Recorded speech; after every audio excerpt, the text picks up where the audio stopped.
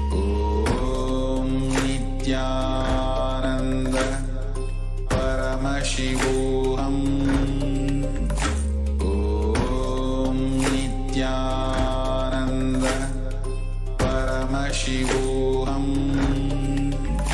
Om Nithyananda Paramashivoham. Om Nithyananda Paramashivoham.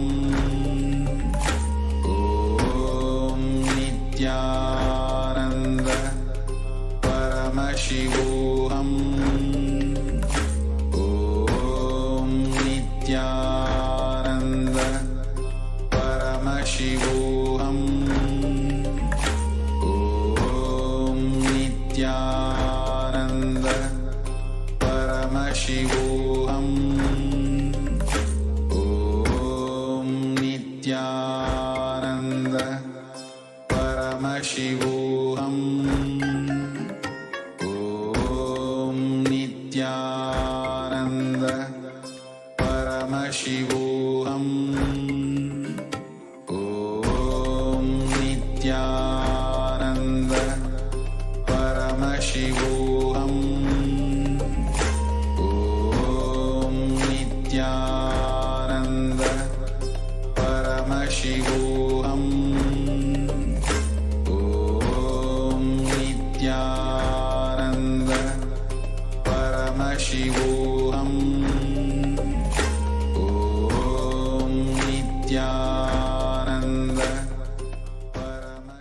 Anandam Paramasukadam Kevalam Jnanamurtim Bandvatitham Gagana Satusham Tattvamasyadilaksham Ekam Nityam Bhimalamachalam Sarvadi Sakshi Bhutam Bhavathitham Trigunarahitam Sadgurum Tam Namami.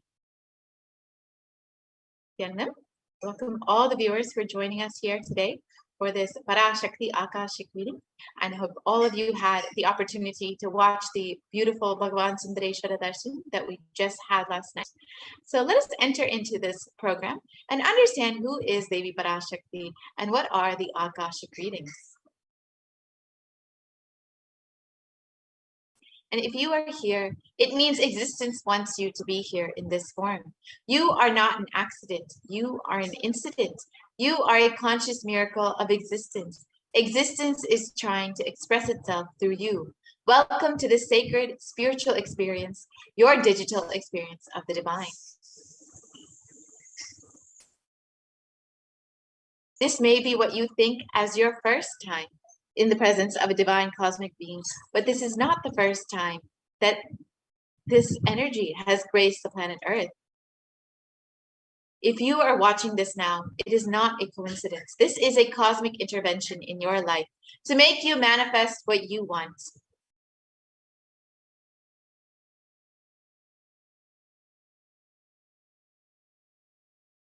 So how is this possible? How has this worked before? Experience these answers through powerful cognitions as referenced from the ancient texts of Hinduism, revived by the Supreme Pontiff. So let us understand now who is Devi Parashakti and how is she manifesting through the Supreme Pontiff of Hinduism. Devi is the ultimate pure feminine consciousness, the cosmic mother. She is the source Shakti. It is her cosmic womb, Brahmanda Yoni, from which billions and billions of universes come out and go in. Source where the Big Bang and black holes go on. Parashakti is the main deity of the sacred feminine and the divine consort of Bhagavan Paramashiva, who is the primordial divinity of Hinduism.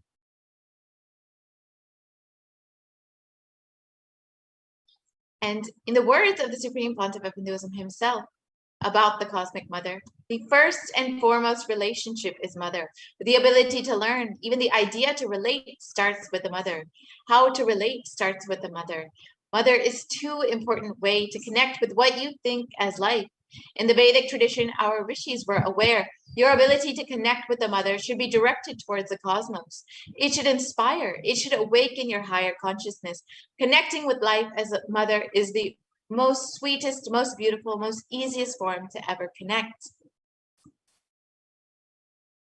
And today, out of his extreme compassion and love, the Supreme Pontiff of Hinduism is manifesting Devi Parashakti herself and gracing us answering all of our questions, attending to our prayers, giving boons, healing us, revealing our past, present, and future, and delivering profound spiritual truths, and ultimately giving us the experience of Paramashivoham itself.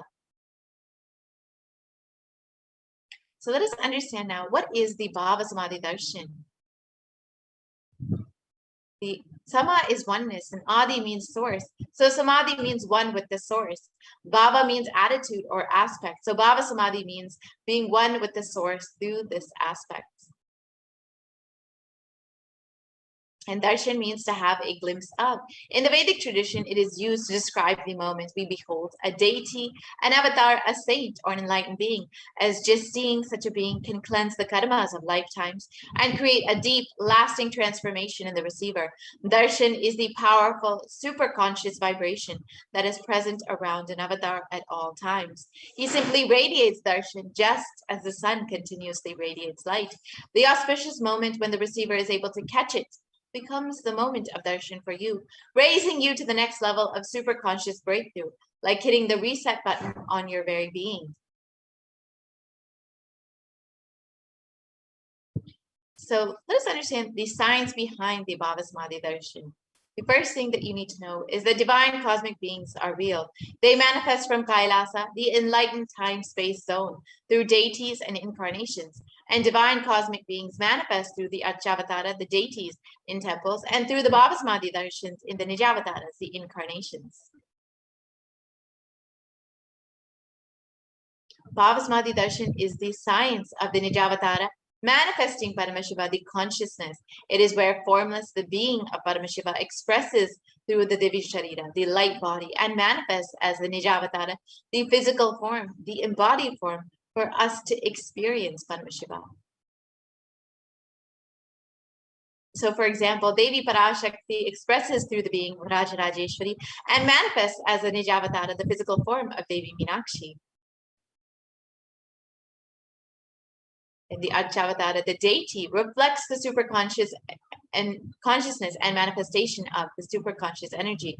But human beings are not mature enough to receive the higher level experiences from the Archavatara directly. So the avatar, the physical embodied form, comes down to bridge the gap and creates the experience of the superconscious energy in all of us. The Bhava Samadhi Darshan awakens your Kundalini Shakti, which is the latent potential energy in every human being. This influx of superconscious energy visibly slows down the aging process and improves immunity to disease. During the Darshan, the whole brain comes alive and turns into a superconductor of conscious energies that heals, empowers, and transforms our lives. And during the Bhava Samadhi Darshan, our neurons mirror that of the avatar. The mirror neurons activate and process all the observed movements or information of the avatar just by seeing. So the entire body can silently and without moving receive what is happening elsewhere through a process of direct observation, experiencing the superconscious energy radiated by the avatar. And the Akashic readings are not predictions. They are readings from the cosmic archives. Beyond space, creation and destruction happen simultaneously. And in the dimension of time starts the past, present, and future. And because Akashic records are stored in the Akasha, the space dimension, there is no past, present, and future. That is why what you call as happened, happening, yet to happen, are clearly already recorded. So let us understand who is the Supreme Pontiff of Hinduism, who is manifesting Devi Parashakti for each and every one of us. The Supreme Pontiff of Hinduism, Jagat Guru Mahasannidhanam, His Divine Holiness, Bhagavan Nithyananda Paramashivam, is a reviver of Kailasa, a macrocosmic ancient enlightened new civilizational nation. And the Supreme Pontiff of Hinduism is the 1008th incarnation of Paramashiva as per Hinduism, recognized by his predecessors who are enlightened masters in the depths. The Supreme Pontiff of Hinduism has made the science of power manifestation, yoga, and temple-based universities as a lifestyle for humanity.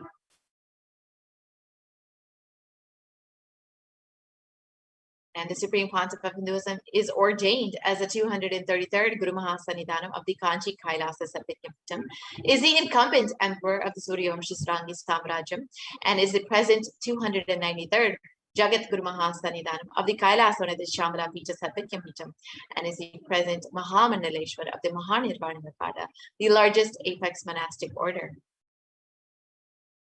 And the Supreme Pontiff of Hinduism is the 1008th Acharya Mahamandaleshwar of the Atalakada, is the present 23rd Guru Mahasannidhanam of the Dharma Mukti Svaragopara Adinam, and has been elected as the Supreme Pontiff of Hinduism by a congregation of over 1,000 Hindu leaders. And the Supreme Pontiff of Hinduism is revered as the teacher of Hinduism, the most prolific, most viewed, read, and watched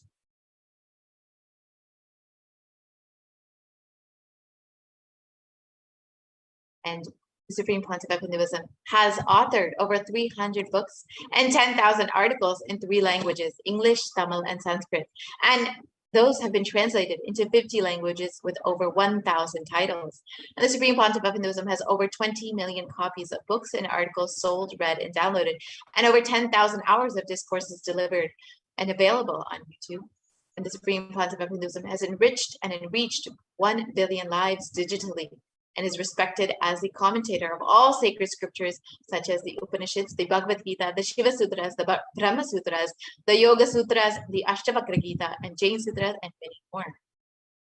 The Supreme Pontiff of Hinduism is honored as the leader of Hinduism, the most awarded, internationally recognized Hindu leader, and is the reviver of 108 ancient Hindu sampradayas, including Rudraganyas, Rudras, Rishis, Rishikas, Bhairavas, Bhairavis, and Sannyas, and is the establisher of the largest Hindu university in the world, Kailasa's Nithyananda Hindu University, with satellite campuses in 150 countries.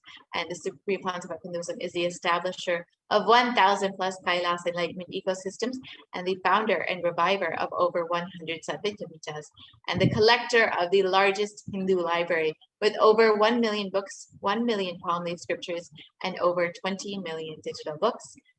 Now that we've understood who is the Supreme Pontiff of Hinduism, let us now witness the extraordinary powers demonstrated by the disciples and initiated Balasans of the Supreme Pontiff of Hinduism.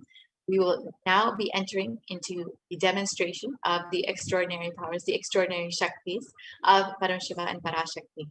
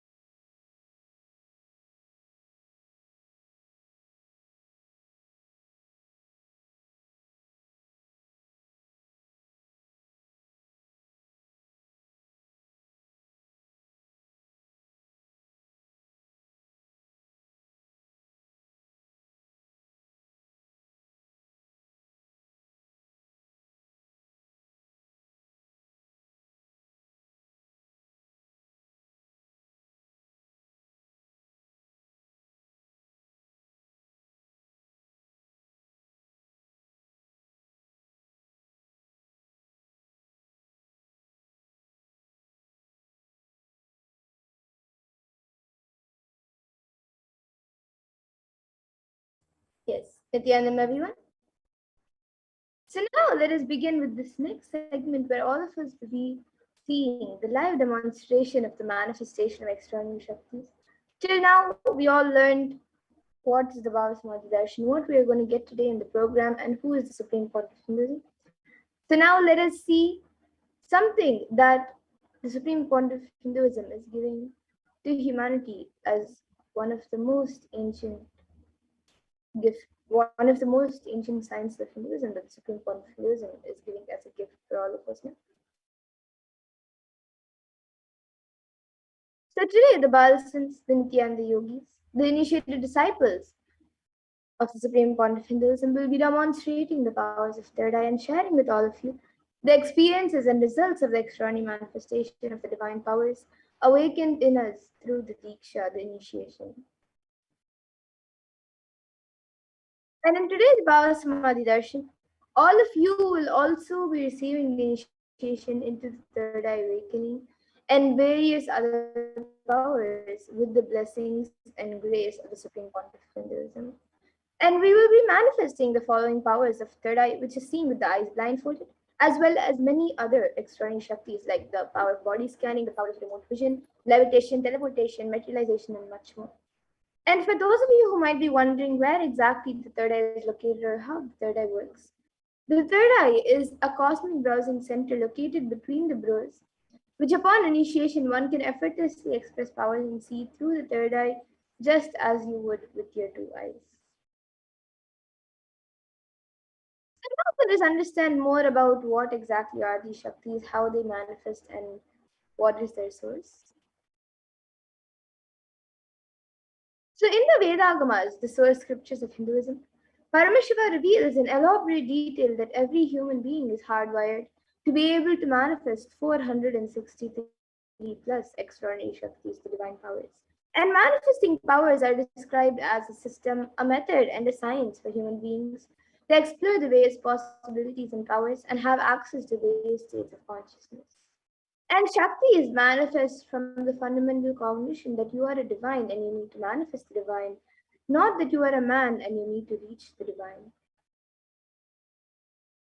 Now, some of you might be thinking what exactly is the difference between Shaktis and Siddhis, as is a very common term or something that is used for any type of external manifestation.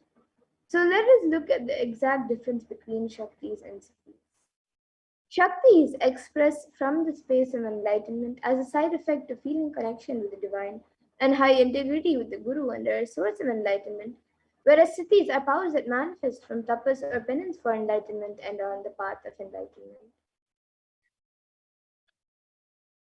And the Shaktis of Paramashiva manifest through ordinary human beings in an extraordinary way after the initiation by the avatar and are permanent, whereas siddhis are not permanent and may divert you from enlightenment.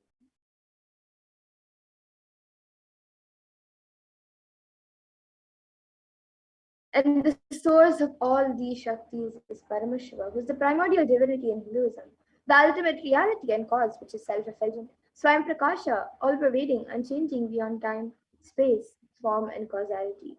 And as the fundamental base of Avyakta, the unmanifest, and Vyakta, the manifest existence of Shrishti, which is creation, Sthiti, which is sovereign rulership and maintenance, Samhara, which is rejuvenation, Trobhava, which is pulling out of delusion, and Anugraha, which is liberating grace for all living entities. And now the avatar of Paramashiva, the supreme pontiff of Hinduism, Jagat Guru Mahasannidhanam, His Divine Holiness Bhagavan Sri Nithyananda Paramashivam, as the 1008th living incarnation and representative of Paramashiva and the reviver of Kailasa, the ancient enlightened Hindu civilization and nation, and the great cosmic goddess in the nation. So, ever since the beginning of the civilization, the Sanatani Hindu Dharma has been a cradle of enlightened beings and highly advanced sciences. And it was where the science of enlightenment and powers, the power manifestation, was lived and taught as a lifestyle. And for the first time in the modern day, the Supreme Pontiff of Hinduism is reviving these yogic sciences and transmitting it to the world at a record breaking pace, which is never accomplished before. And now here you can all see the Guru Parampara, the lineage of Gurus. So it is from the Guru Parampara where all of this knowledge and science of power manifestation is passed down from one generation to the next through the initiation by the enlightened gurus. And the Supreme Pontiff of Hinduism, being recognized as an incarnation at a very young age, was trained and taught these sciences to revive the initiations and knowledge repositories for billions to manifest the science of power manifestation from the disciplines of Vedanta, Tantra, Srividya, Yoga and Yogic powers, Mantra Shastra, Siddha Vidya, science of Aushadha, Advaita, Bhakti Yoga, Paramashivoham, Paramashivoham, and much more.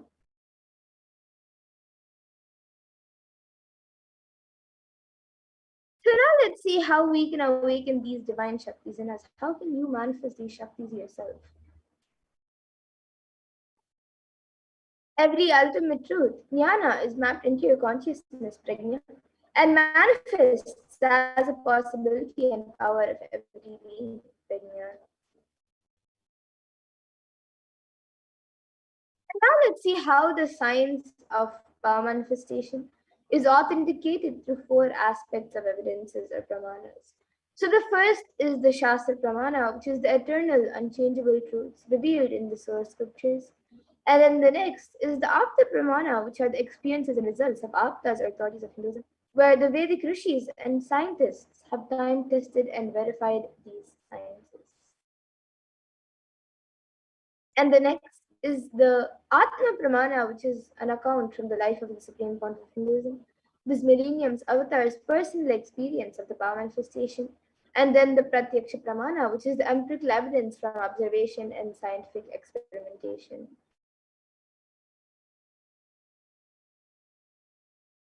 And the Vedas and Agamas, let's see what exactly are they. Some of you might be wondering what exactly it is in the Vedas and Agamas are, in which Paramashiva has described all of these sciences.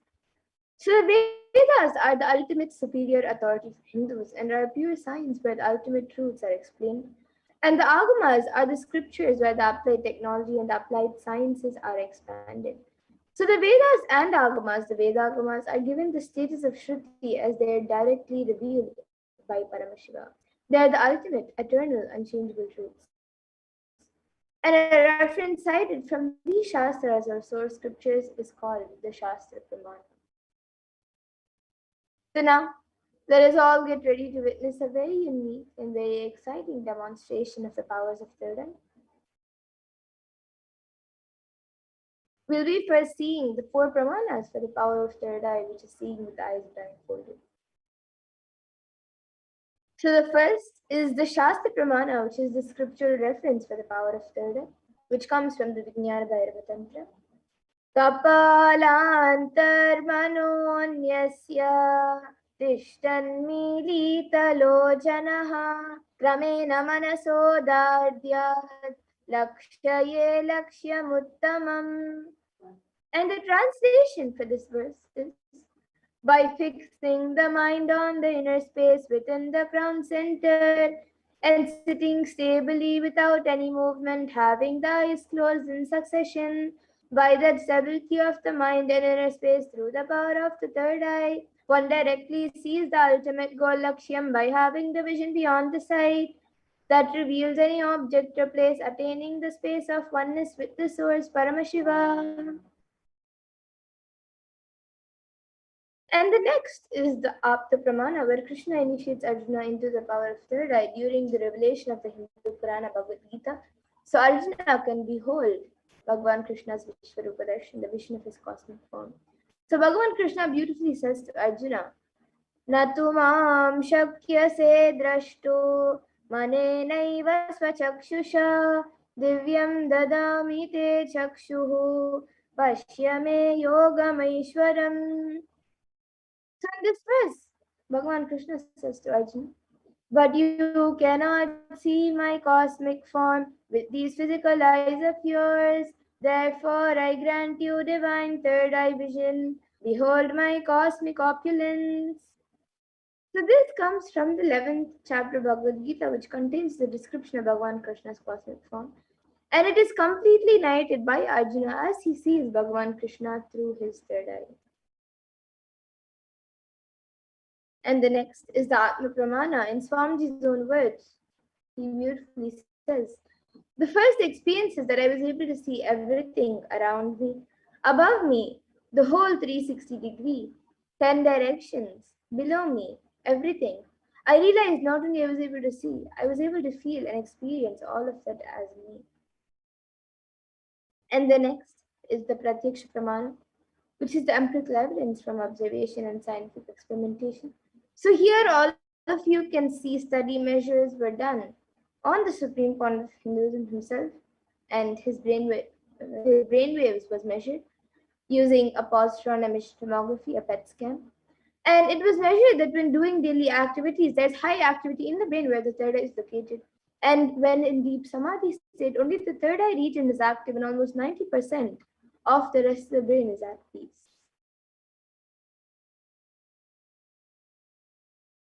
And now let's get into the Sakshi Pramana, where this rare and sacred science of third eye awakening is being made available to humanity for our ultimate enrichment and conscious evolution by the Supreme Pontiff of Hinduism. And as the living incarnation of Paramashiva, the Supreme Pontiff of Hinduism embodies the most profound yogic states that surpass all the bounds of time, space, and matter. And he is giving this pure and great science of third eye awakening along with many other spiritual sciences to the world through the initiation. And for every single person who has been initiated into these extraordinary sciences have actually witnessed the profound results and extraordinary manifestation in their day-to-day life. So now let us get into the live Sakshi Pramana, the live demonstration of the powers of third eye.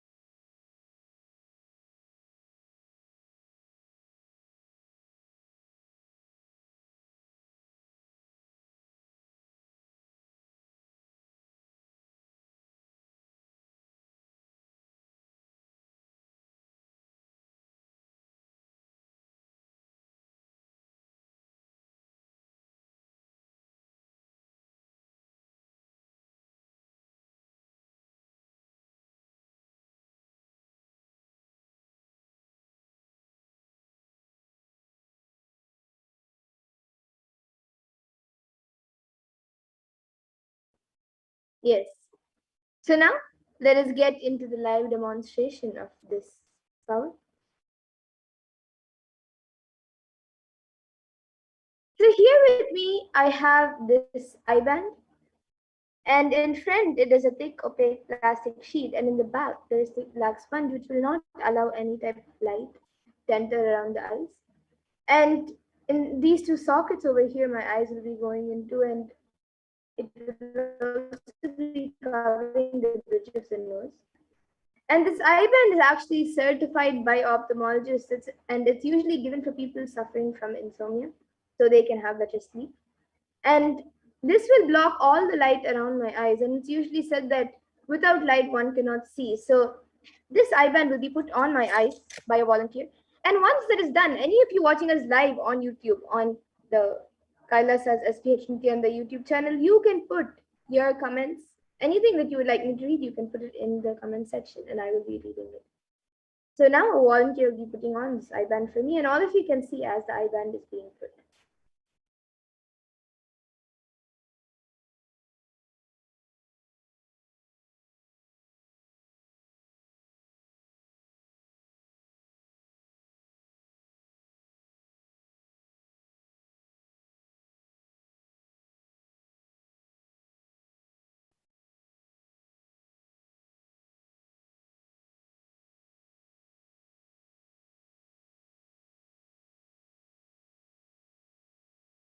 It's a little tighter and on this side.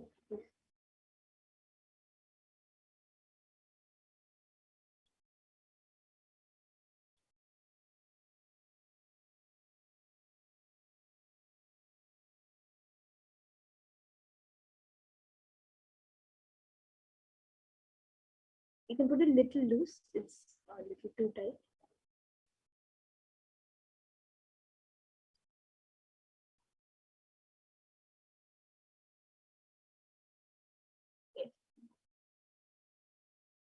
Yes. So now the eye band has been put. I will be turning to my right, left, up, and down. So all of you can see that the eye band has been put. There is no gaps anywhere. And now the YouTube live comments will be projected in front of me, and we will also be projecting it for all of you. And any of you watching us, you can put your comments in the live YouTube comment section. So we have the first comment from Master Stephanie Daters, who has put 3 heart emojis.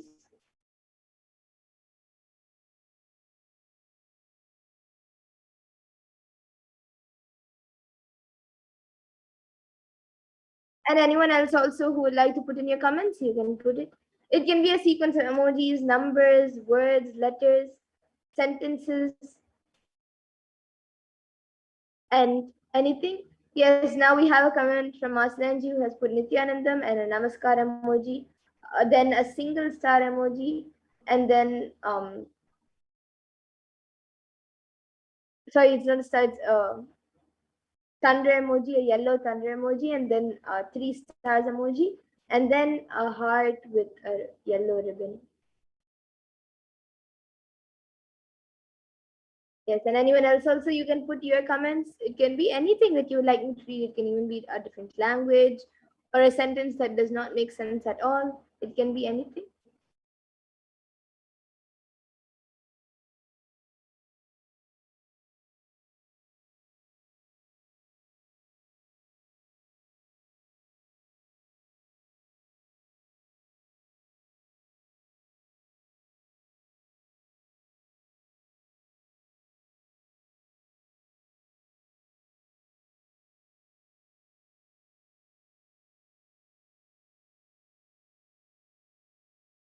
And for those of you who might be skeptical about this power, even you can put your comments.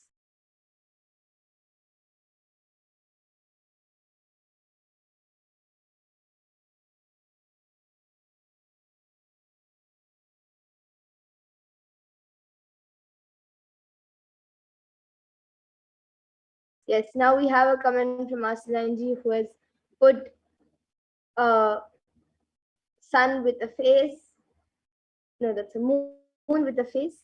And then it's light yellow, has shades of white and yellow, and then a smiley emoji with its eyes closed, and then a smiley emoji with its eyes open.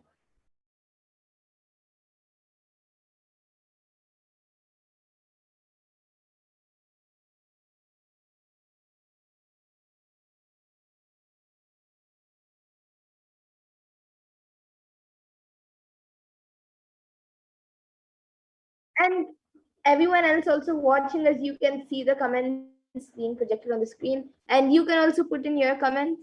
It can be anything that you would like me to read. You can put something that you think I may not be able to read, but Parameshwar will reveal it.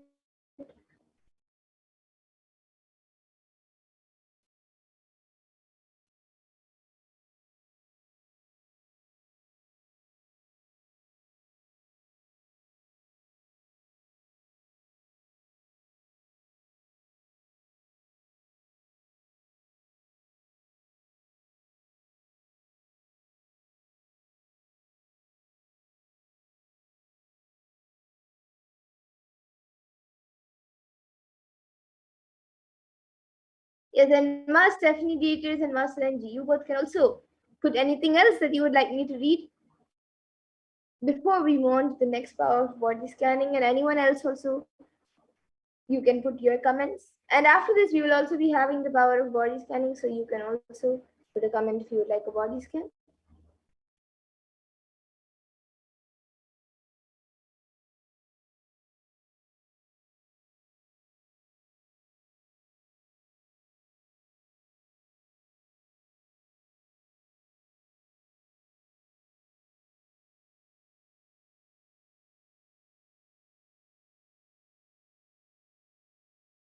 Yes, now There's a comment from Sanji who's put bonjour. Comment uh,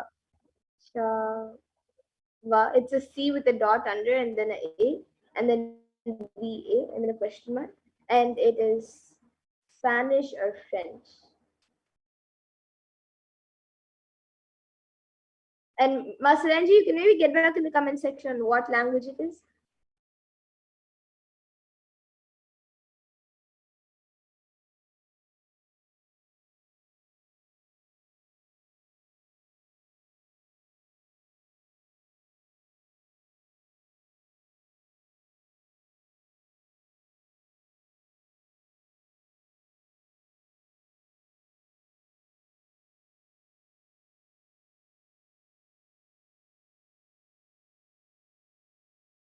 Yes, now Ma Stephanie Dietis has put, I thank Swamiji for his blessings and Namaskar emoji and 3 exclamatory marks. Ma Salanji has put its French and then upside down smiley emoji. Yes, that's great.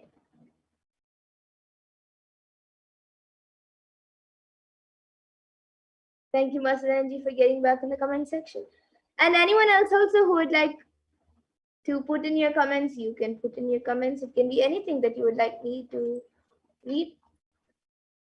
Sequence of emojis, numbers, letters, words, a random sentence that does not make sense, or a scientific term. It can be anything. You can even give something maybe which you are in which your specialty is. You can put any scientific term which you think I may not be able to read. If you're a doctor, you can put some scientific or some medicine names or scientific terms or chemical terms or anything.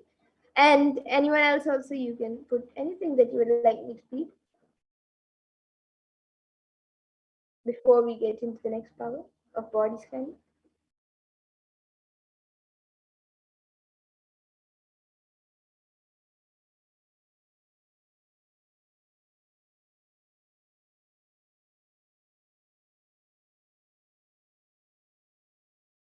Okay, so now with that, we will now be getting into the next power, the power of body scanning. So now the volunteer will be removing the eye band from my eyes. I request the volunteer to now remove the eye band. And all of you can see as the eye band is being removed, there is nothing added or removed from the eye band. It is just as it was before when we had showed it to you.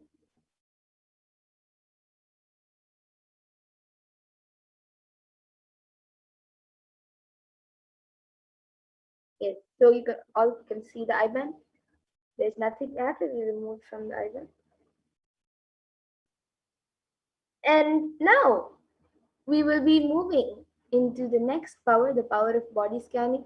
So anyone who would like a body scan can put your comments in the YouTube comment section. We will be doing a body scan for you after we go through the 4 pramanas for the power of body scanning.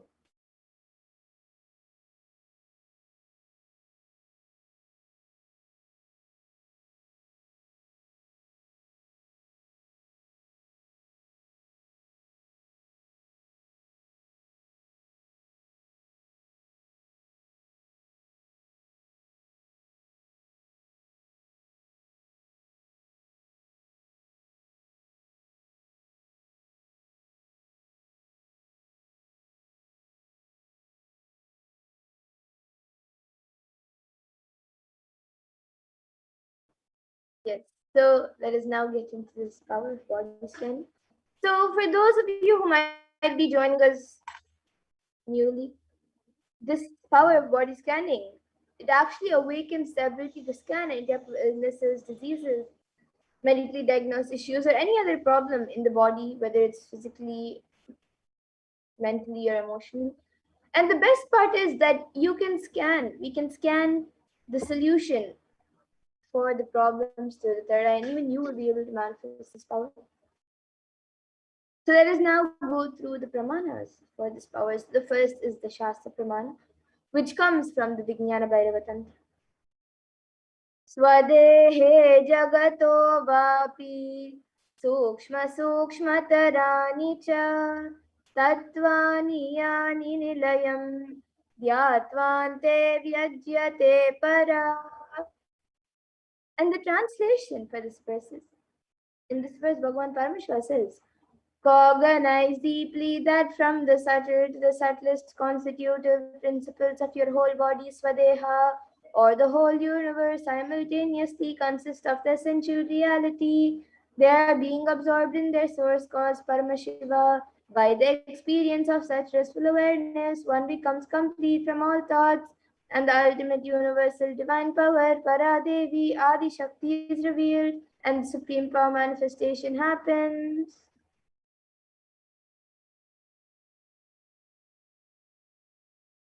And the next is the Apta Pramana, which comes from the life of a Siddha whose name is Teraya. So Teraya was a Siddha and one of the prominent disciples of Agastya. And one day a man suffering from severe headache comes to Agastya for healing, and Agastya uses the power of body scanning and identifies the root cause of the headache. He reveals that there is a small terai, a type of frog, sitting in the person's brain, and then he immediately instructs his disciple, Teraya, to perform an open head surgery and remove the frog. And once the surgery is completed successfully, the person is healed and cured of the headache. Thus, Teraya gains his name.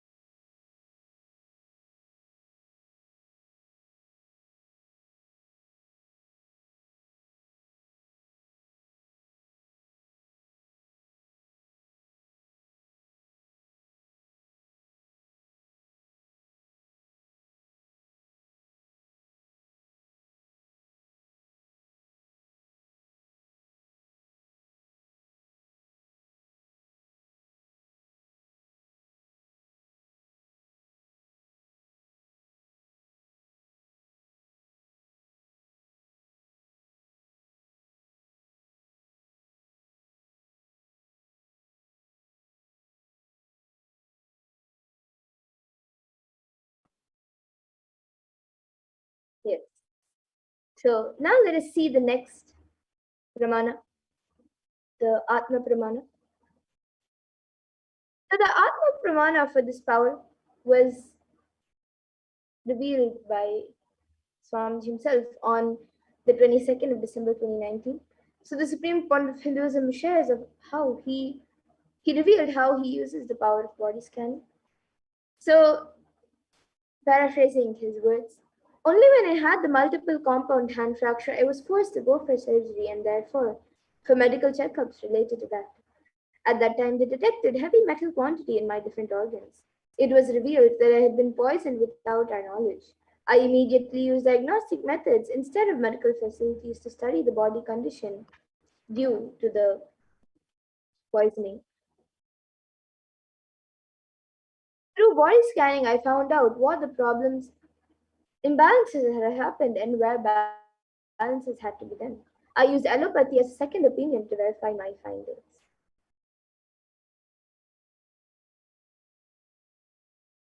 And the next is the Sakshi Pramana. So here all of you can see just a few sharings, but around the world, thousands of initiated disciples of the Supreme Point of Hinduism have successfully manifested this power of body scanning. And even all of you watching us today, you can experience this power of body scanning by manifesting it yourself. And now we will be getting into the live Sakshi Pramana, the live demonstration of this power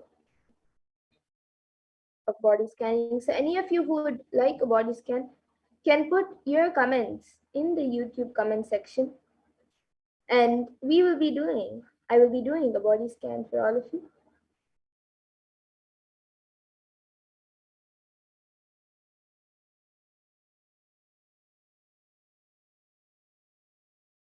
Yes, so anyone who would like a body scan, you can put your comments in the YouTube comment section on Kailasa's HDH Nithyananda YouTube channel.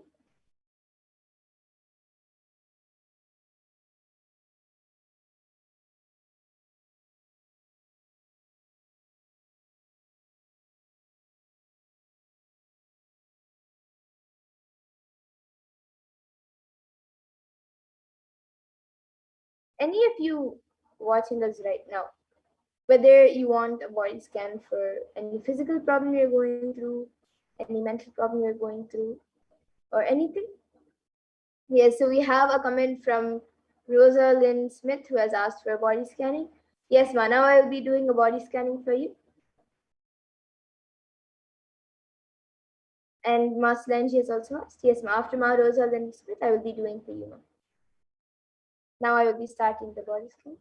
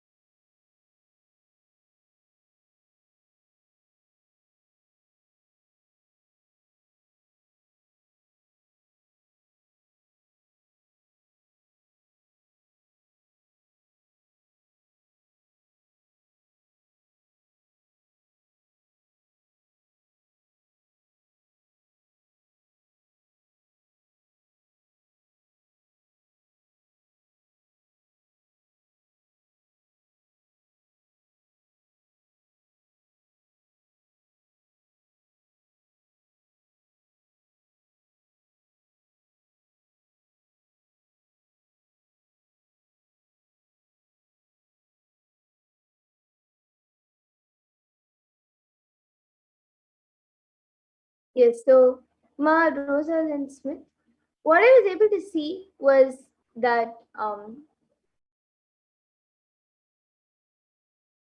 there is a lot of dehydration in your body. You are very dehydrated, and that is actually showing up as like some dry. There are few places in your body where your skin is dry and just getting dry, and especially your scalp, it is getting really dry.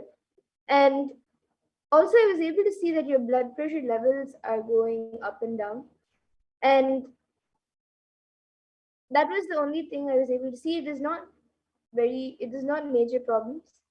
This was what I was able to see physically, and the solution that I was able to see for this is to drink lots of fresh fruit juices.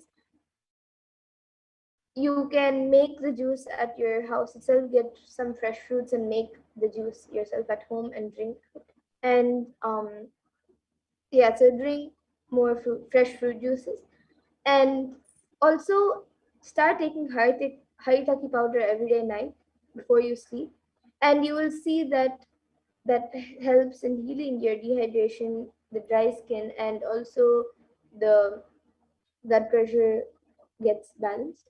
And mentally, I was able to see that you are going through some confusion, and um, you feel stuck in your life about what to do next. And it not only right now, but if you see um many times, if you just look back and see, and even in the next few days, if you notice, if you haven't noticed yet, you will be getting stuck in many things. Like there'll be many points where you don't know what to do next, or you don't know the next step. So the solution that I was able to see for this is just to watch satsang every day. Watch um, any satsang of Swamiji's. Just every day have the darshan and watch a satsang, and you will see that when those teachings, when those spiritual teachings get into your system, you will see that automatically the confusion and whatever you're stuck in life, all of that will just get dissolved. So this is what I was able to see for you, Ma. And I think you had posted during the body scan that you're able to feel it. Yes, Ma. So it is all the energy of Paramashivan Swamiji. So that's great. And you can get back in the comment section if you were able to relate to what was revealed. And yes, Ma Silanji, now I will be doing a body scan for you.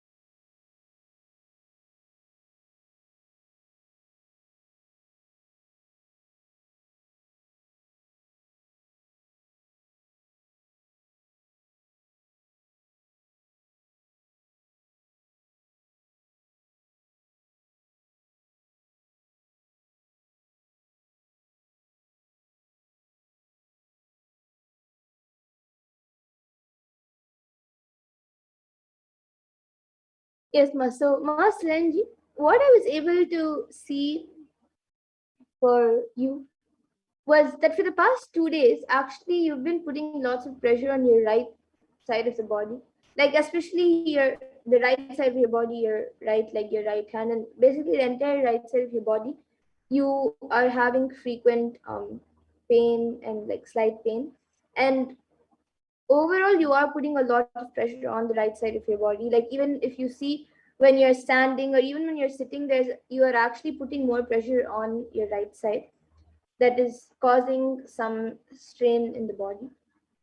So I was able to see that consciously you should um, try keeping a balance, like not put more pressure on one side, but try keeping it balanced. It is not easy. It is kind of hard, but consciously just be aware when you start putting more pressure on the right side or all your weight on the right side. Just try to stand in a balanced way or sit in a balanced way. And yes, so I was able to see that the right side of your body is you're putting a lot of pressure and weight on the right side of your body. And I was actually able to see that due to that, your right leg has gotten sprained a little bit. It will get healed by itself by tomorrow, but this is what I was able to see. And until you get healed, and as slowly you are starting to put awareness and consciously bringing a balance between your body, just apply wherever you feel any pain or you feel any pressure, you can just apply some oil there, let the oil get soaked into your skin, and you will be healed. So, and this is the solution that I was able to see for this month. And one more thing that I was able to see for you is that for the past 1 week, your there's like in your eyes there's a few like small particles. It is inside the eyes. Um, that is it is like not completely inside, just around the eyes. There's like few small particles which can affect in the future and make your vision blurry. But the solution I was able to see for that is for the next at least 1 week. If you can do it every day, then that's continue it after 1 week. It'll be great also. But at least for the next 1 week, without missing, do a really good eye wash with cold water twice a day, and that will help in removing and cleaning those particles from your eyes. So this is what I was able to see for you, Masilanji. And if you're able to relate, you can get back in the comment section if you're able to relate to what was revealed. And yes, Mom Rosalind Smith has gone back saying, yes, I'm starting a juice feast, and you have said that you live in the desert. It has been 120 degrees Fahrenheit for many days. Thank you for your service. Yes, Ma. With the blessings and grace of the Supreme Pontiff Hinduism, of Swamiji and of Paramashiva, you will be healed, and yes, you'll be healed of any problems that you are going through physically and emotionally or mentally. And yes. And Ma Zilanji has also gone back saying, okay, thank you, Ma. Yes, Ma. Thank you for getting back, Ma Rosalind Smith and Ma Zilanji. And with that, I thank all of you who have joined us today for this power manifestation segment. And I thank all of you, Master Facilitators, my Zilanji, Ma Rosalind Smith. I thank all of you for joining us. And with that, we will now be moving to the next segments of this program, where all of us will be learning more about who Devi Parashakti is, how we can receive Devi Parashakti, and much more.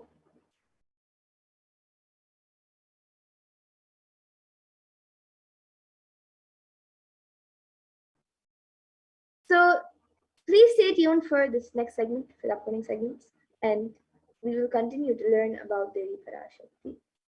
So now in this next segment, let us learn about the divine feminine consciousness, about who is Devi Parashakti.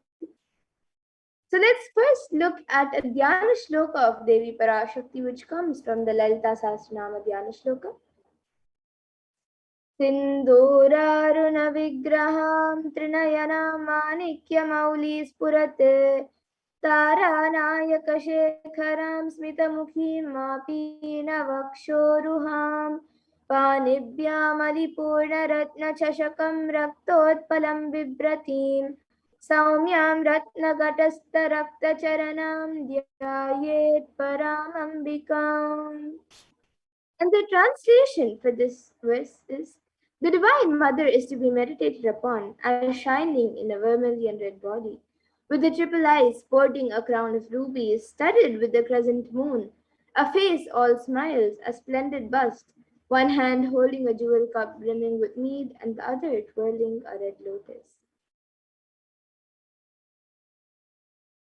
And another Dhyana Shloka of Devi Parashakti, which comes from the Lalita Sahasranama Dhyana Shloka, says: Arunam Karunam Tarangatakshim Dritapashankusha Pushpabanachapam Animadibhiravritam Ayukaihirahamityeva Vibhavaye Bhavani.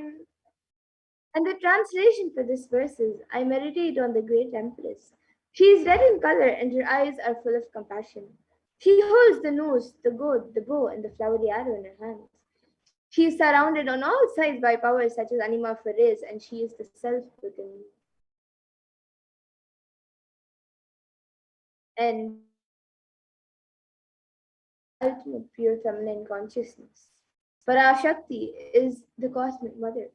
It is her cosmic womb, the Brahmandi Yoni, from which billions and billions of universes come out and go in, and the source where the Big Bang and black holes go on and on. Parashakti is the source energy, the source Shakti, the source power, from which all of us came, in which all of us are in even now, and in which all of us are going to merge. And out of extreme love and compassion, Devi Parashakti herself is manifesting through the embodied form as the Nijavatara of the Supreme Pontiff of Hinduism, Jagat Guru Mahasaniganam, His Divine Holiness Bhagavan Shri Nithyananda Paramashivam, gracing us, answering all of our questions, attending to our prayers, giving boons, healing us, revealing our past, present, and future, delivering profound spiritual truths, and ultimately giving us the experience of Paramashivoham itself.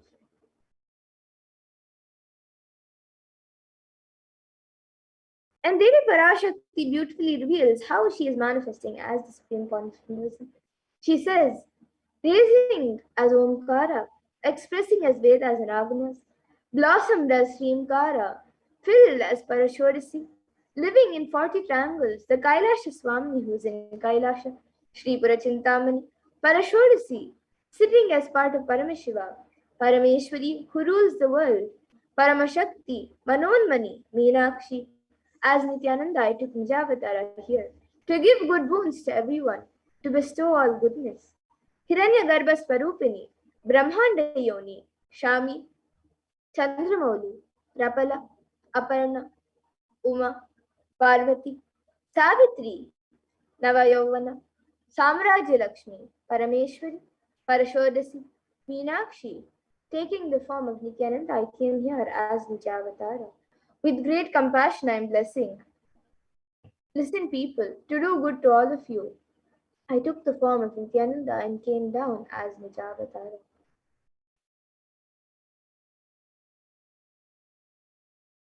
And Devi Parashakti continues to reveal, raising as Omkara, blossoming as Shiva, Shiva manifesting as source of existence, powers of existence, expression of existence, from the oneness of Om, blossoming into two as Prakriti and Purusha, blossoming as three Shaktis, Icha, Kriya, and Jnana, growing as four Vedas, expanding as five Panchabhutas, beyond six chakras, filled as Gotras of seven rishis, expanding as eight directions, existing as nine grahas, blossoming as ten indriyas, being as 11 rudras, creating all the worlds, bringing life to tell and make truth blossom and to do good.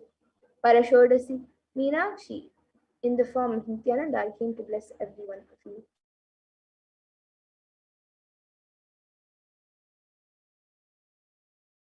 And now let's see how we can receive Devi Parashakti. So literally you are seeing Paramashiva and Parashakti at that moment. She is there on your screen. So you can always receive her in a very traditional way. You can keep two betel leaves, one banana, one betel nut, and a coin in front of the screen as you watch Devi Parashakti. And a coin is considered in the Hindu tradition actually as the traditional dakshina. So it's usually given in temples during rituals as an offering to the deities, or when you receive somebody at your house, or when you see someone for the first time, it is usually given as something to receive them. And it can be the lowest value. In India, it can even be just 1 paise, and in the US, it can even be just a cent. Swamiji says, I'm not trying to monetize. Keep even 1 cent, it is okay. So for 100 days, if you have darshan, it will add up to $1. In India, even 1 paise is okay.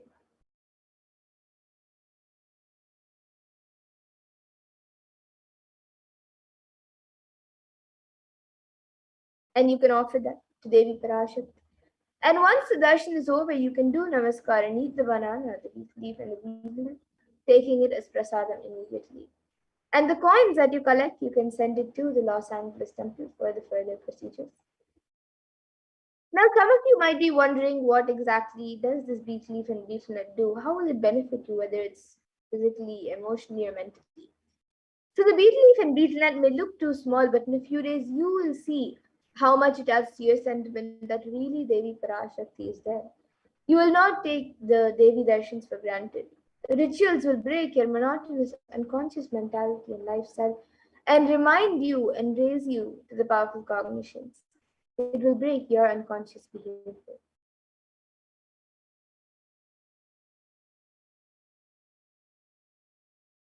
Now here you can all see how you can set up your tambul. So you can arrange the two beet leaves, the betel nut, the banana, and the coin on a plate as you receive Devi Parashakti. You can also keep a few additional items such as the flowers, some turmeric, kumkum, glass bangles, and a coconut. But the four basic items is the beet leaf, the betel nut, the banana, and the coin. So you can arrange all the items in a plate. Keep it in front of the screen as you watch the Parashakti and receive her. So the next time when you are setting up or getting ready to receive Devi Parashakti, when you're getting ready for the darshan, you can set up your own set of tambulam and receive Devi Parashakti in a very traditional way. And with that, we now come to a conclusion of this segment where we have learned who is Devi Parashakti and how we can receive Devi Parashakti in a very traditional way. And we will now be moving to the next segment of this program where all of us will be learning what Devi Parashakti has revealed in the Akashic readings for all of us, for humanity, on the cause and solution for all the problems that humanity is going through today, especially during this pandemic, the pralaya. and how important it is for us to follow. So please stay tuned for the next segment where we will be learning what Devi Parashakti has revealed in the Akashic readings.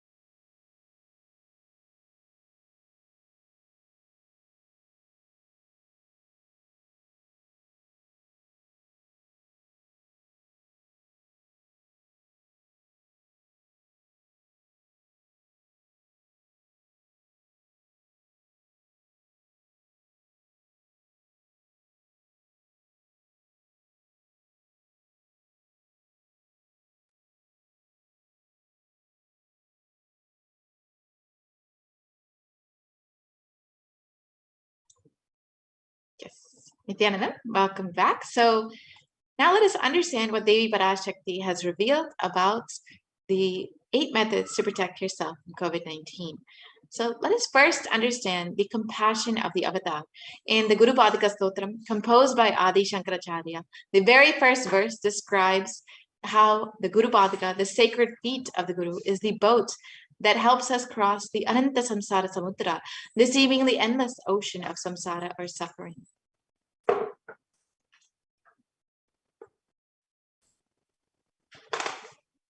And in this verse, Adi Shankaracharya explains the greatness of the Guru's feet. Salutations to the sandals of my Guru, which is a boat which helps me cross the endless ocean of life, which endows me with a sense of devotion to my Guru, and by worship of which I attain the dominion of renunciation.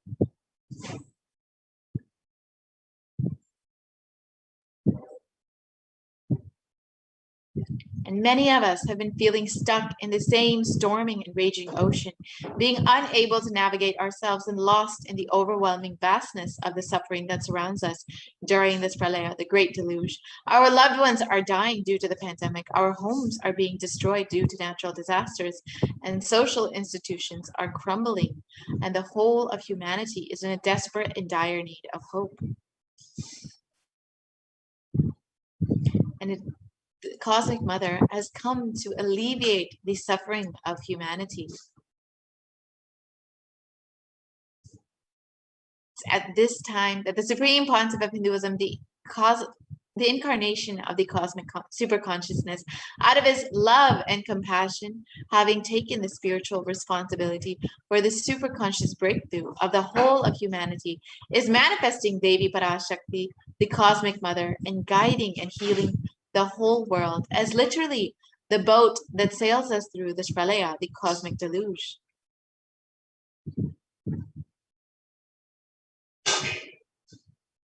And Devi Parashakti is herself manifesting through the Nijavatara and answering each of our prayers, granting boons, healing us, manifesting miracles, removing all of our pain and suffering. And Devi has not just attended to us individually, but also as a humanity at large.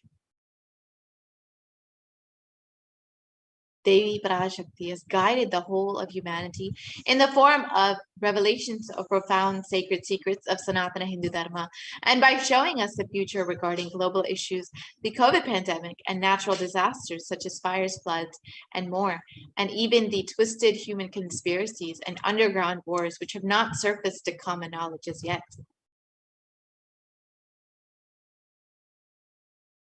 So in this segment, we will be elaborating on the statistical, scientific, and scriptural references of each sacred revelation, which is manifested precisely as the same guidance emerged from Devi Parashakti, for us to imbibe deeply and to start following as Devi Parashakti continues to protect us until the storm ends and we are safely harbored at the shores of our consciousness. So let us understand these revelations made by Devi Parashakti.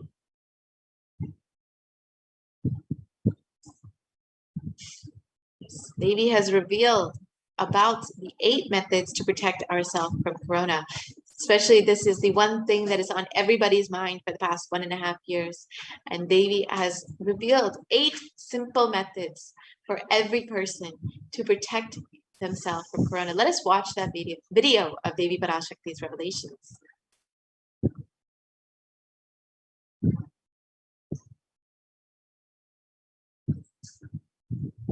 Parashodasi Meenakshi,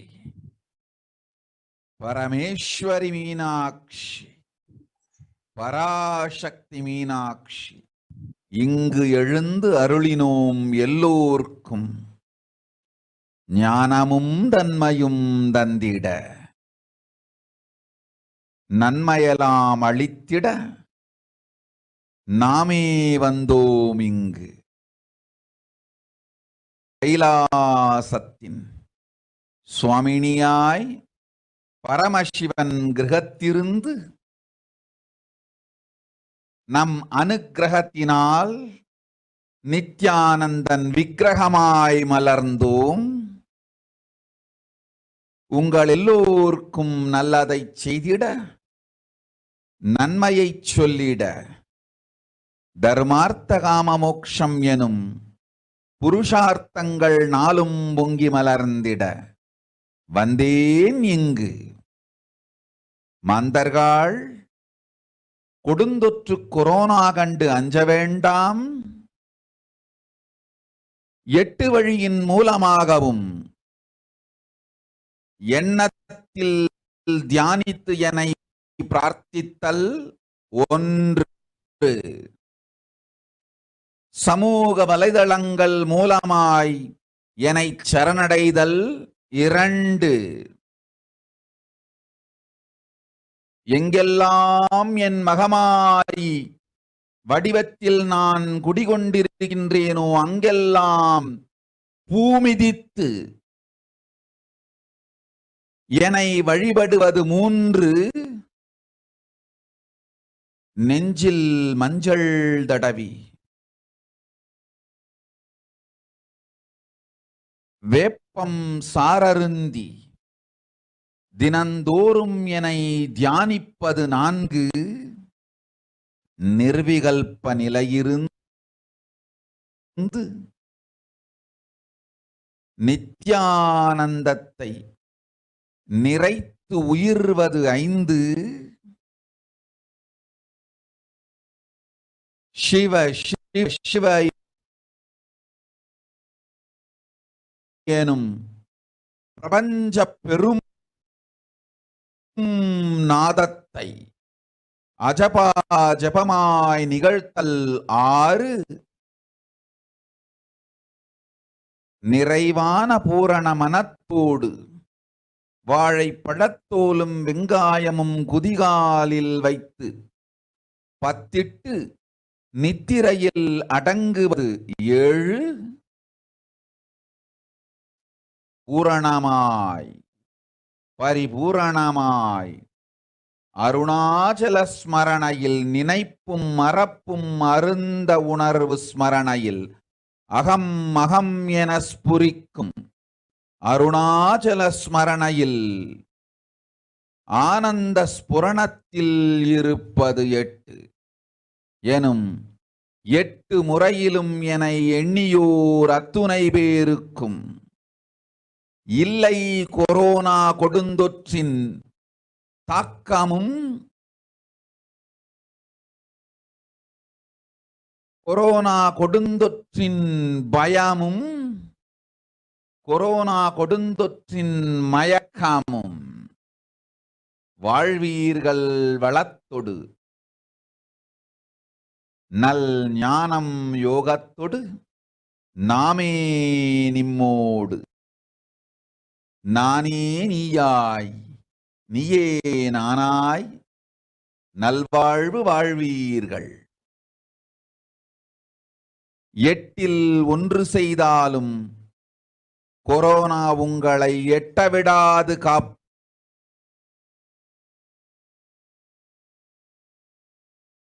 பரஷோடசி மீனாக்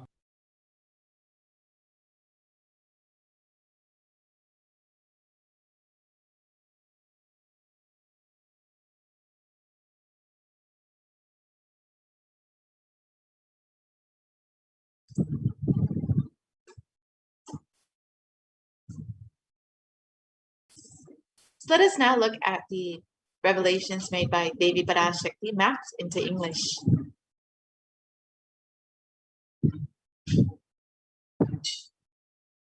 O humans, don't be scared of the deadly infection corona. Through these 8 ways, praying and meditating on me, surrendering to me through social media, wherever I am residing, worshiping me by doing fire walking, applying turmeric in the chest, drinking neem juice, and meditating on me every day, being in the unclutched state, filling with eternal bliss. Doing the Ajiba Ajiba of the cosmic sound, Shiva, Shiva, Shiva, with complete mind, applying banana peel and onion in the heels and going to sleep, being in the state beyond any remembrance or forgetting, in the Arunachala Spurana that blossoms as Aham, Aham, in the Ananda Spurana, everyone who thinks on me. Through these 8 ways, they will not have the effects of corona. They don't have fear and delusion of corona. You will live with prosperity, with wisdom and fortune. Me with you, you as me as you. You will live good life, even if you do one of these 8 ways. I will protect you. Corona will not reach you. Don't have fear, O people. Be blissful.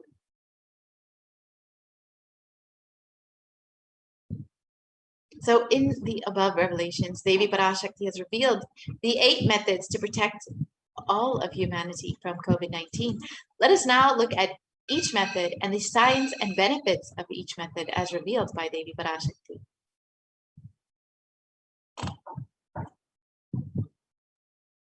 So the first method revealed by Devi Parashakti is praying and meditating on Devi.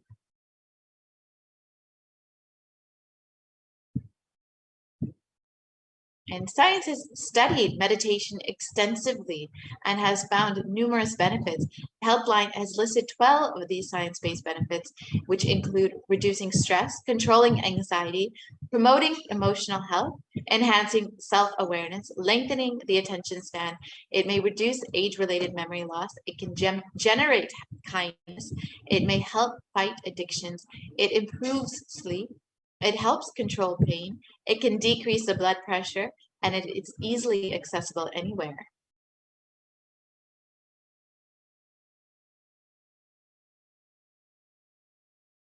And a study conducted by the U.S. Department of Health and Human Services has found that meditation has a direct impact on both our physical as well as our mental health.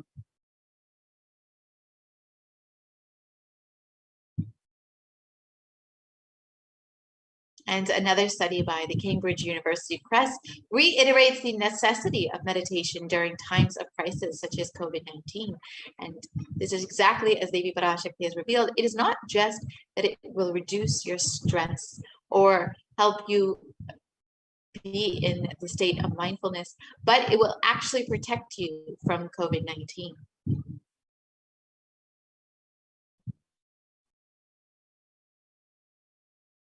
And Everyday Health has published research that shows how prayer and spirituality protects emotional health by offering a bigger sense of purpose, by providing social support and lifting the spirit, and by helping you cope with difficulties. And a report published in Health Psychology found that when researchers followed 191 people with congestive heart failure, they found that those who reported feeling spiritual peace and who made some healthy lifestyle changes were significantly more likely to live longer than their peers. And people with major depressive disorder or chronic medical illnesses who report high levels of religiosity, which includes daily religious practices, generally become more optimistic than their peers. And this was found in depression and anxiety. So these are the various research that has been done by modern science that shows that meditation is beneficial for the emotional, mental, and physical health. But Devi Parashakti has revealed that it can directly protect you from COVID-19 when you meditate on Devi herself.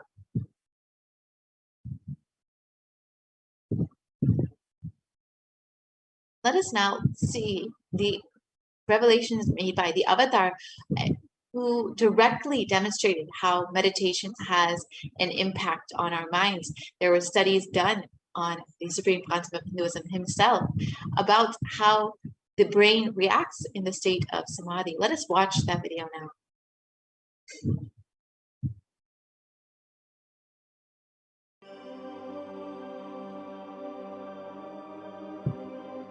Nithyananda participates and encourages scientific researchers to derive evidences for meditation and healing through meditation.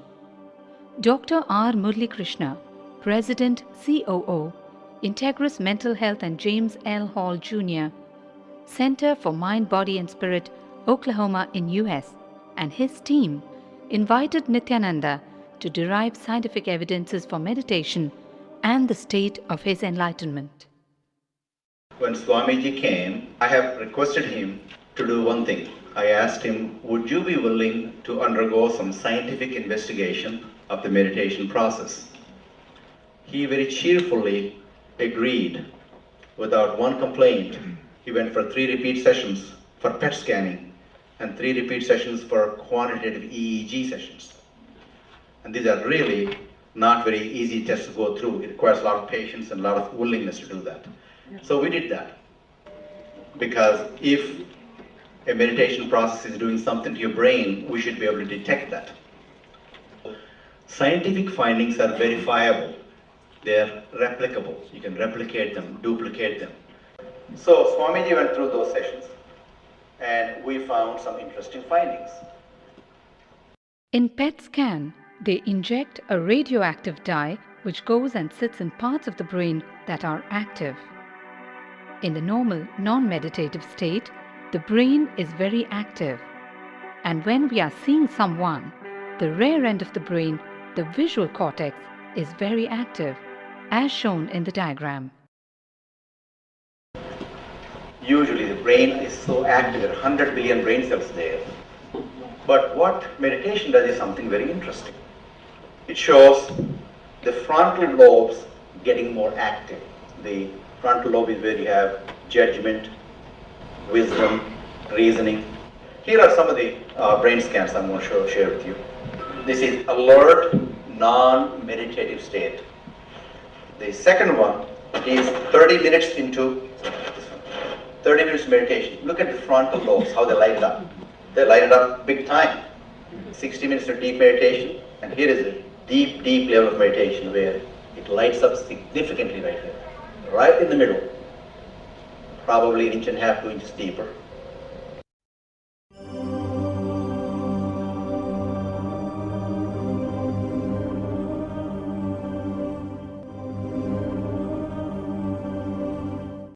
What's interesting was, Swami was inside, and that's the last part of that one. See that light right here? So what's interesting was, I've never seen that before in my life, so the other parts I've seen may not be to the extent that Swamiji showed, but this is something interesting. There is something called dopamine, which is a chemical our brain is involved in. Dopamine is produced mostly in this area, and when you have any pleasurable feeling in your body, it is mediated through dopamine. It's a neuroreceptor.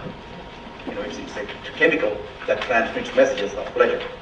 Basically evokes pleasure chemical. You eat the same thing is with visual pleasures you have. Beautiful people, beautiful sceneries, nature, whatever gives you pleasure. It's mediated through dopamine. Everything that human beings experience involves dopamine. But what's interesting is that you and I have the potential to create our own dopamine in a big way. So I named it, for lack of a word in the past, the D spot, which is the dopamine spot. If you can discover your D spot, you got it made in life. The D really stands for divine spot. The D also stands for delight, and the dopamine spot. What's also interesting is that he could, at will, go in and out of those states. Those are some of the findings I want to share with you. There's so much more talk about physiology of mind and brain and the body. It's a fascinating field that this is something that all human beings can relate to, can apply in our own lives, not only a sophisticated knowledge, but these things have application in daily life for all of us.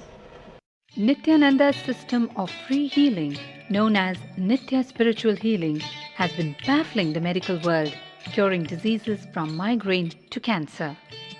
Qualified people are also initiated to become healers. The complete report of the research conducted on Nithyananda's neurological system can be found in the book Mystic Phenomena, Scientific Data.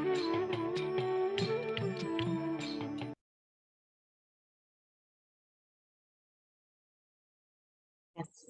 So now that we've understood how meditation can directly impact our brain and the dopamine levels in our brain, let us now understand the impacts of prayer and how it can literally protect us from stress and any anxiety in our lives. Let us listen to the Supreme Pontiff of Hinduism himself explaining this.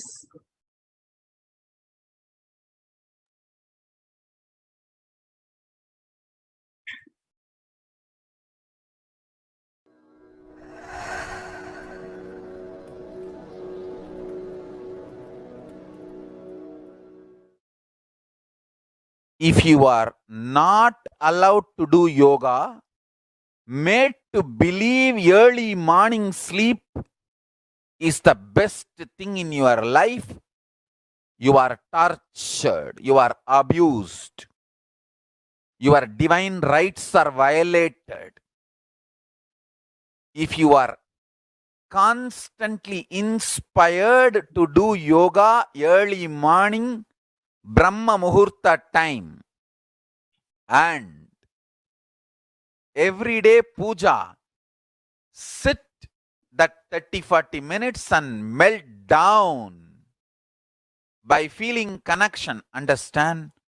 Nothing can be compared to prayer to bust your stress. I tell you, prayer is the best stress buster. Deep feeling connection and tears rolling in your eyes and melting down. Prayer to Paramashiva. Intense yearning, Vyakulata, talking to Paramashiva, relating to Paramashiva. Nothing can be compared to that to bust your stress. I tell you, every day puja is an ultimate recharging experience. If you do everyday puja,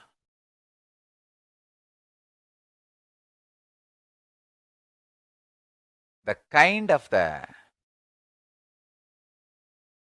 stress-free life you will live,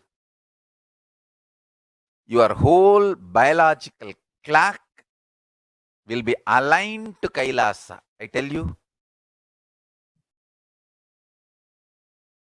I have seen the people who have the habit of Nitya Puja live long. Not just long, happy. In my whole life, it is Nitya Puja, Puja, that gave me all the best things of life. Everyday puja, relating with the deities is the best stress buster. Touch the deities, do decoration, dress up.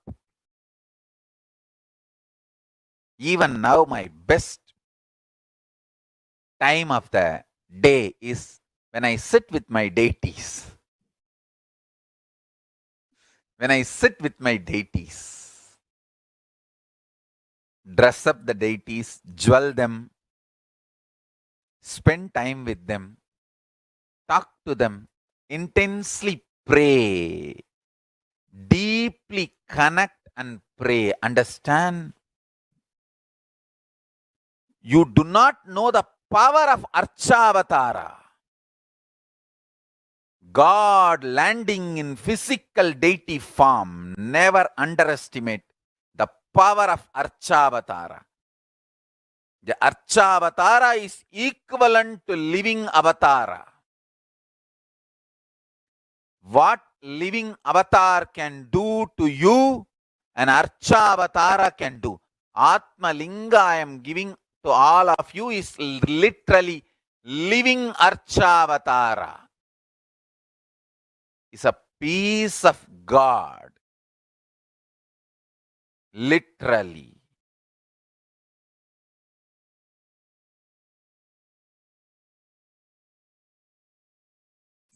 And we are so blessed too, because we don't just have the Archavatara, but we also have the Nijavatara of Devi Parashakti manifested through the Supreme Font of Hinduism.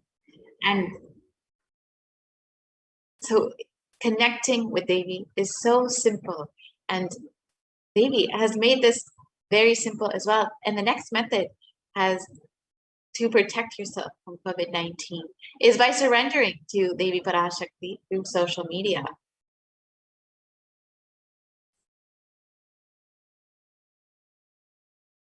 So during the Akashic readings, Devi Parashakti gives us the opportunity to connect with her through various social media platforms and attends to us individually, to our prayers, and showers us with blessings and boons. Let us now see how we can connect to Devi Parashakti through social media.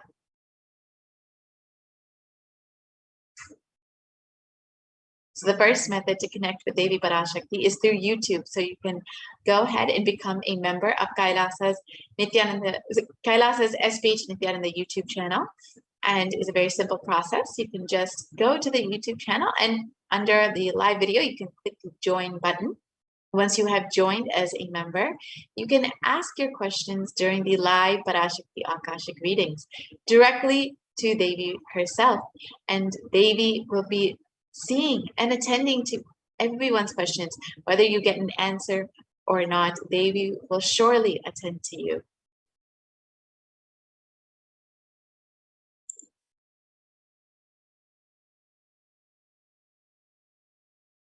Next method to connect to Devi Parashakti is through Facebook. So you can like and follow Kailasa's SPH Nithyananda Paramashivam Facebook page, and you can ask your questions in the live under the live video in the comment section. So again, this will also be viewed directly by Devi herself.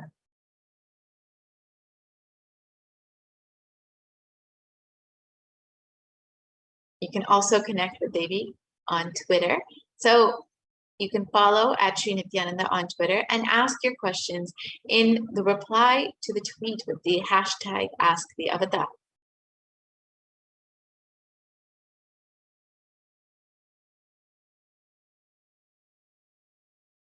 And you can also connect with Devi on Instagram. So again, you can follow Sri Nithyananda on Instagram, and you can ask your questions in the comment section of the photo. And lastly, the last way you can connect with Devi is through WhatsApp. So you can search kailasa.org and you will see the WhatsApp chat box that pops up, like shown in the photo. And you can ask your questions here in the chat box itself.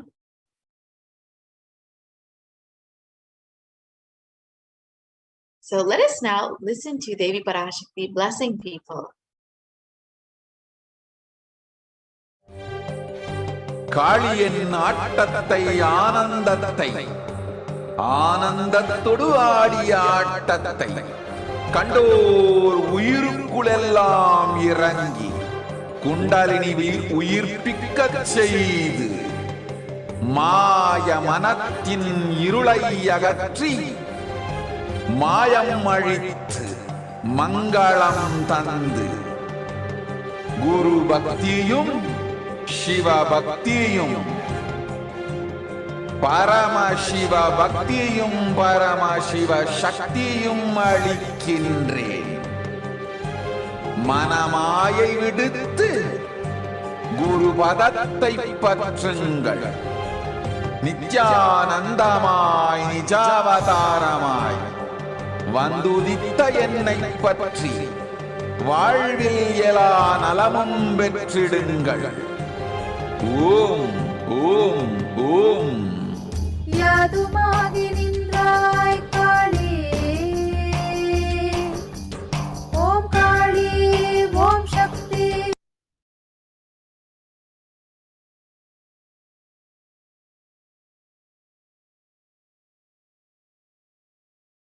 Yes. And you too can experience such blessings like this when you watch the live Devi Parashakti Akashic readings and ask your questions directly to Devi.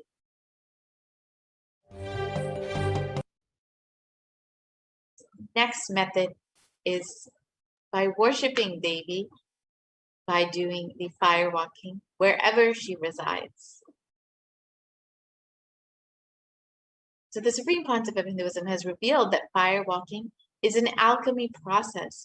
And in the words of the Supreme Pontiff of Hinduism himself, our rishis and munis have been adepts and masters in every field by their help or keeping the society safe in every field.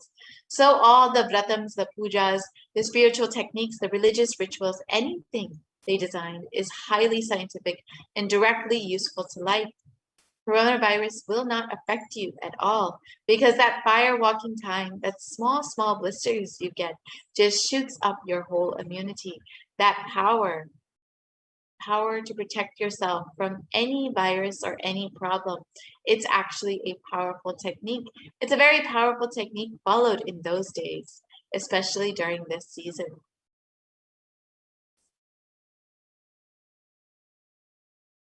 And especially that is done very traditionally, systematically.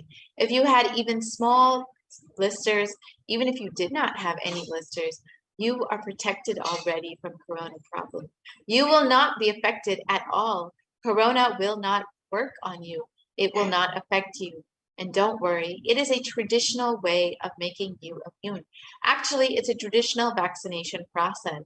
It's an 11 feet length, the burning live charcoal on which you are supposed to walk with the traditional powerful music which activates your lymph system. That mukulam, we call it, in the back of the neck. This music will feel like it is hitting the back of your neck and your whole detox system will be awakened. In that peak altered state of consciousness, you should walk on fire. Not just like that, you will walk, you will first awaken, trigger the detox system, and then walk on fire in the 11 feet fire pits.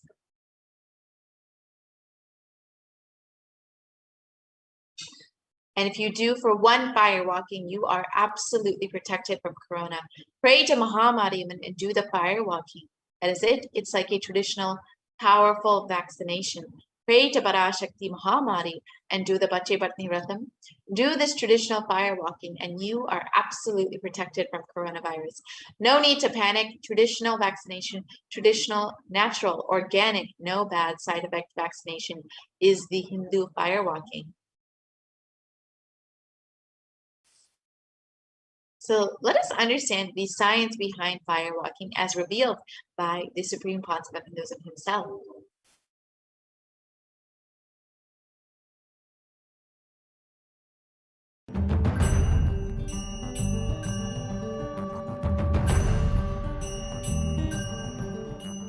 All these transmutation processes means balancing the system and awakening the whole consciousness to your whole body is what I call transmutation processes. Some parts of your body becomes insensitive to the existence because of the job it is doing, like a feet. Because of the continuous walking, it becomes insensitive. Your cheeks, how they are sensitive, they don't become they lose sensitivity to the reality. But for the complete Kundalini awakening, your whole body needs to be alive and experiencing the reality and ability to experience the higher consciousness. That is the reason we have the process of fireworking.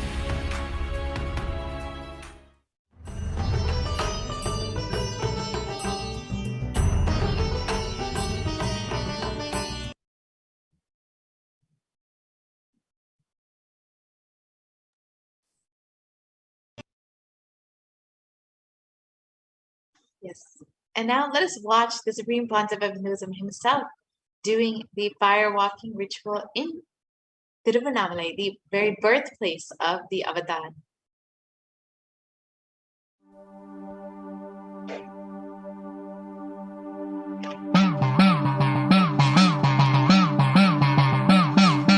சத்தியம் காத்திடும் உத்தமத்தியே சத்குருவாய் வந்த நித்திய தாயே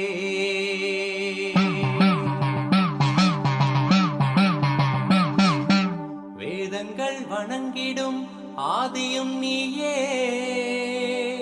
ஜோதிமலையிலே அவதரித்தாயே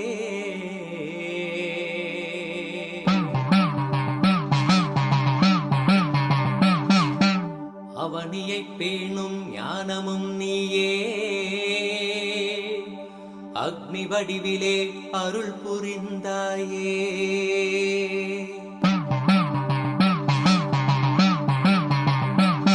தீனிலே பிறந்தவளே நித்ய ஆனந்தத்தியே நித்யானந்தேஸ்வரி தீனிலே பிறந்தவளே நித்ய ஆனந்தத்தியே நித்யானந்தேஸ்வரி கர்மங்களை கொன்றிட வந்தாய் நித்யானந்த தர்ம மண்ணில் வென்றிட வந்தாய் கர்மங்களை கொன்றிட வந்தாய் நித்யானந்த தர்ம மண்ணில் வென்றிட வந்தாய் தீயினிலே பிறந்தவளே நித்ய ஆனந்த தீயே நித்யானந்தேஸ்வரி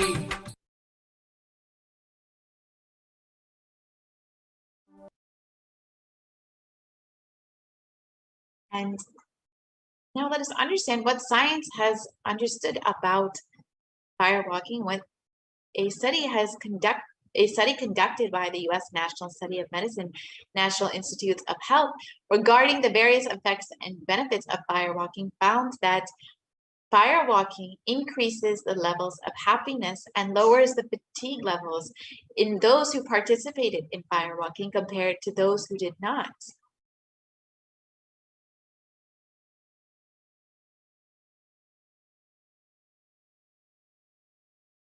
And next method revealed by Devi Parashakti to protect yourself from COVID-19 is applying turmeric on the chest, drinking neem juice, and meditating on Devi Parashakti every day.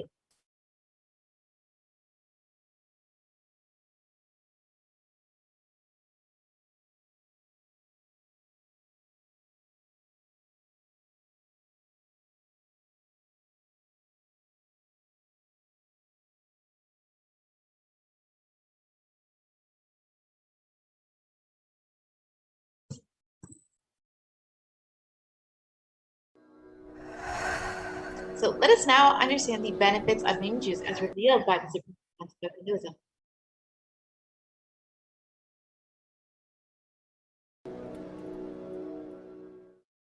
Bididi. It is, I'm not talking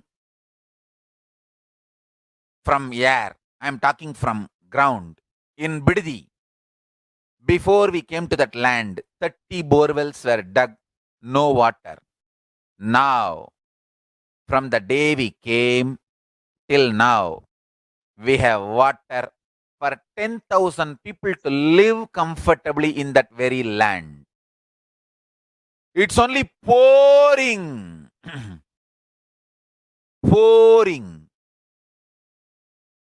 Karumari's grace. Wherever we started ashram, nature completely cooperates because we know biology, whole biology thinks.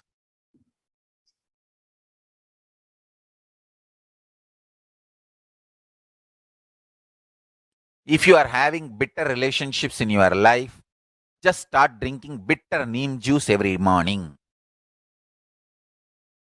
the problem will be solved.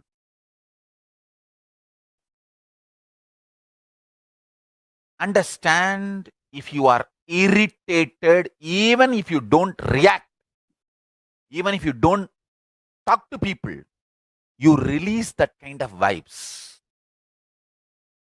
Take Haritaki, you will see you release sweet kind of vibes. Take neem juice, you release healing, compassionate vibes. A woman who applies neem powder and takes bath, who applies turmeric powder and takes bath, is equivalent to Karumari Mahamayi.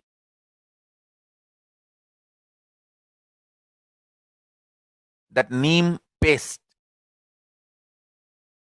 and turmeric powder, if a woman takes bath with that, she is equivalent to Mahamayi.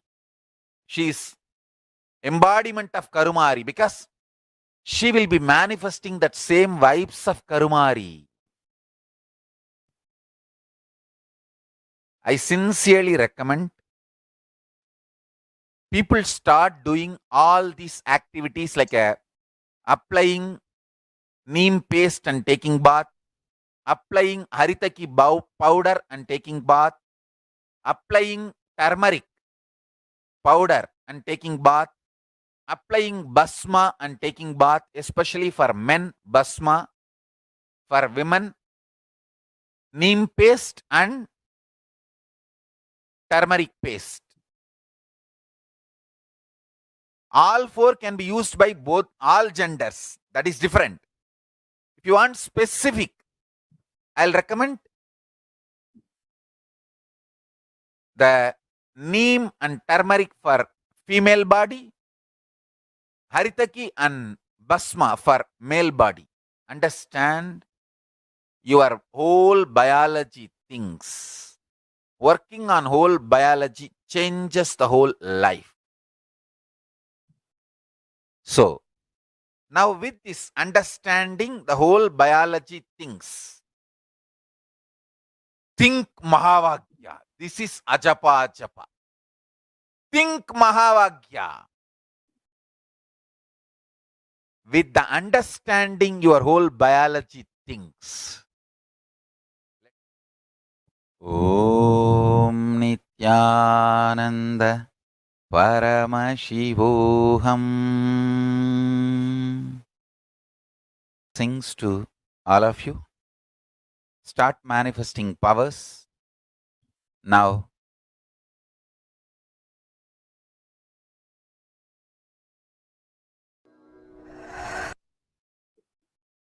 So now that we've understood the benefits of neem as revealed by the Supreme Consciousness of Buddhism, let us look at the benefits of turmeric.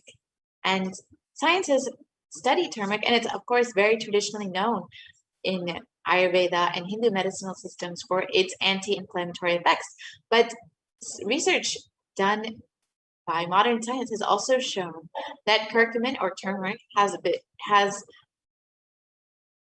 been shown to be a potent immunomodulator agent that can modulate the activation of T cells, B cells, macrophages, neutrophils, natural killer cells, and dendritic cells, which are all various immune cells. And curcumin can also downregulate the expression of various pro-inflammatory cytokines, including TNF, IL-1, IL-2, IL-6, IL-8, IL-12, and chemokines as well.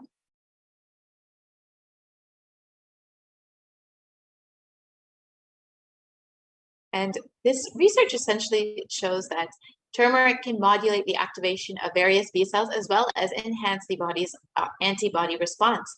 And with a strengthened immune system, you will be much more likely to stay healthy and be able to maintain an active lifestyle.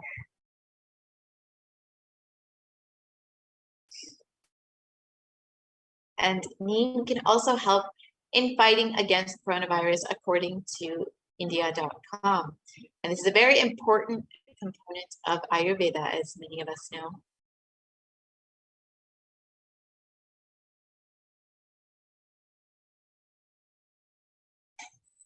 And It has also been reported that turmeric and neem are effective against coronavirus, according to a KGMU study.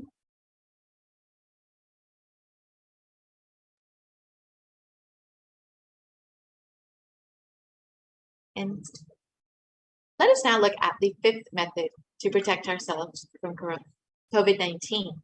Devi revealed with complete mind, applying banana peel and onion in the heels and going to sleep.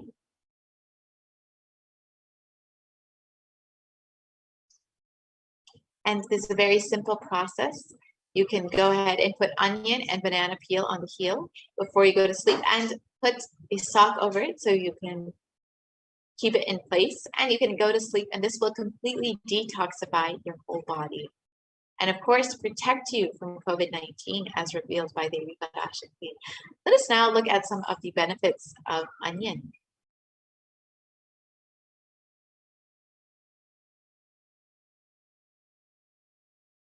According to Medical Daily, onion contains a high amount of sulfur compounds, which not only give onion their recognizable smell, but are also powerful detoxifying agents. And with more than 100 sulfur-containing compounds, which are what cause the eyes to tear, onion can help prevent and treat ailments from diabetes to heart disease.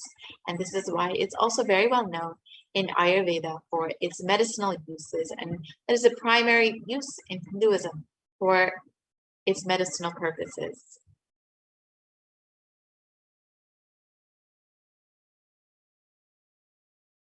And a review done in the Journal of Phytotherapy on the detoxifying effects of onion shows that compounds from onion have been reported to have a range of health benefits, which include anti-carcinogenic properties, anti-platelet activity, anti-thrombotic activity, anti-asthmatic, and antibiotic effects.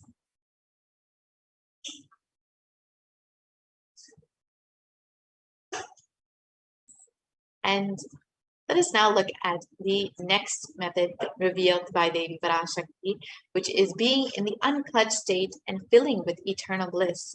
So let us look at the science of unclutching and how it can benefit you, especially during this time of COVID-19, and how you can use it to protect yourself from COVID-19.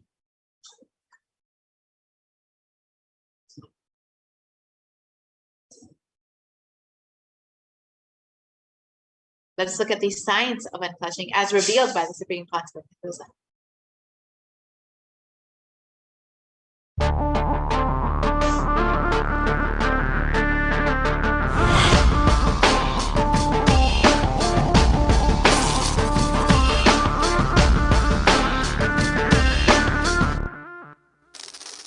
The brain is the organ which controls our whole physical being. Once our brain has been imbalanced, it will then transmit that imbalance throughout the whole body. Thought forms are pure energy that have the ability to influence people and everyday events in life. According to science, our brains generate an electromagnetic field which may be measured by such instruments as an encephalograph. This electromagnetic field is generated by the brain every time we think, and as our mind is never still, we may be compared to perpetual power generators. Fear produces nervous disorders. Anger produces headaches and violence. Confused thoughts produce congestion and ill health.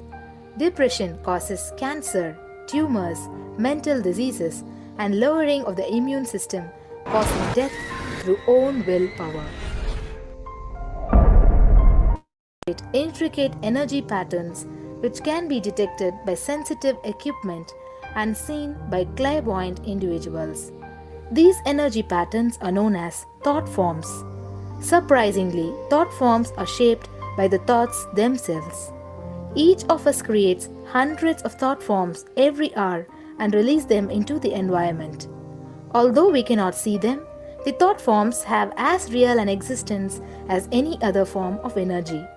Most people can sense others' thought forms, and a continuous energetic exchange happens between people, about which we are usually unaware. This also explains why we sometimes take a sudden liking or dislike to a certain person directly on meeting them. We just catch their vibes. Unclutching is a guide for equanimity and enlightenment. Thoughts are like bubbles. Just as bubbles in a fish tank rise from the bottom, our thoughts also rise in the same manner.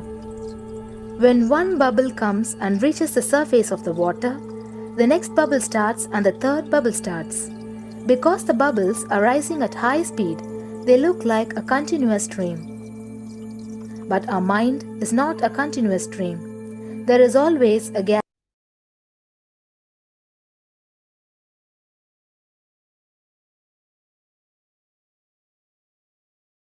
between two thoughts is our original state, the pure silence.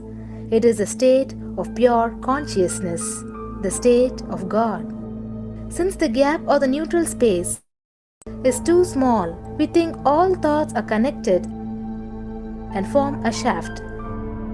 But there is always a gap between two thoughts.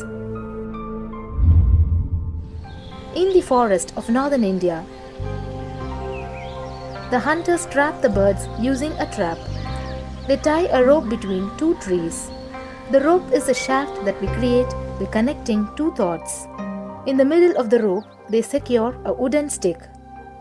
The stick is our mind. The rope is tied at the midpoint of the stick. When a bird comes and sits on the stick, the bird's own weight turns the whole stick upside down. It turns topsy-turvy. The moment it turns upside down and loses its sense of balance, it feels totally shaken and tightens its grip on the stick. It simply holds onto the stick as if its life depends on it.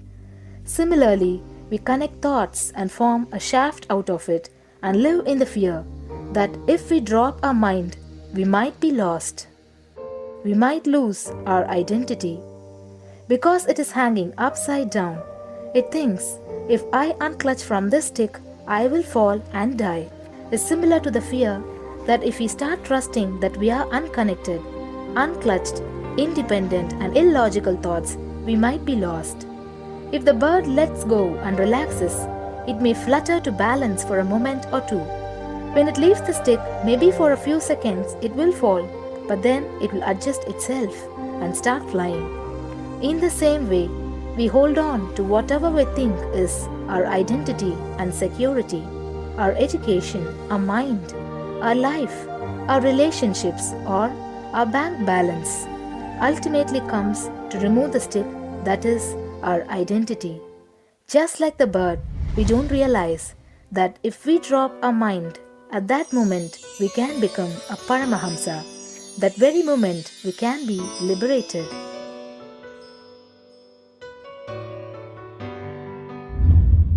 In Mundaka Upanishad, there is a story which explains, there is a huge tall tree, and in the tallest branch of the tree, there is a golden bird sitting unclutched from everything in bliss, like Dakshinamurti.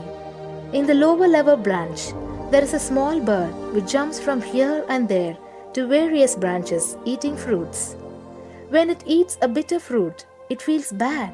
Whenever she eats the bitter fruit, she sees the bird which is looking above silently like Dakshinamurti and feels why I should not be like that bird.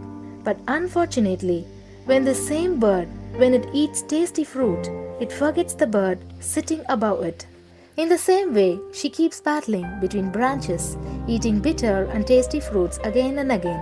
One day, as a small bird flies up higher, and as it reaches near the golden bird, it realized that he and she are the same. There is no difference between them both and realizes her original state. The small bird realizes that she also can be in the same state of the golden bird and become a Paramahamsa. This moment, trust yourself. Don't bother about losing your identity. Just trust yourself and let go of your identity. You will immediately become a Paramahamsa and be liberated. All you need to do is to trust that you're unclutched. Dropping the conclusions you can't be transformed is unclutching.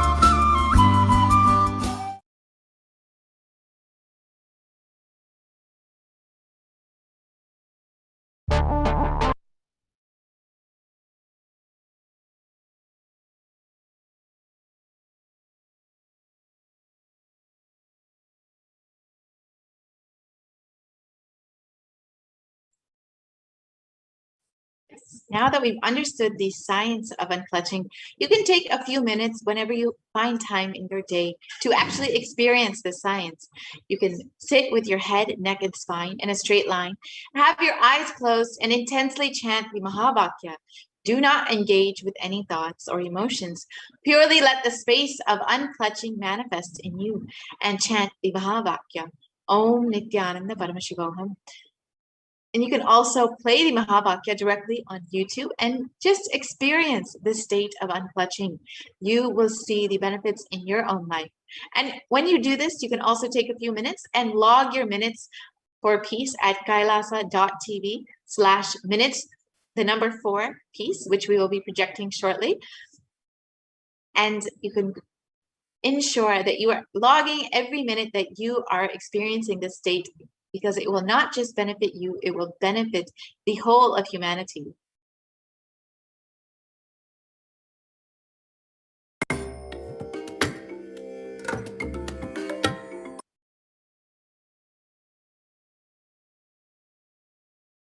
And now we can look at the 7th step, doing the Ajiba Ajiba, the cosmic sound Shiva Shiva Shiva.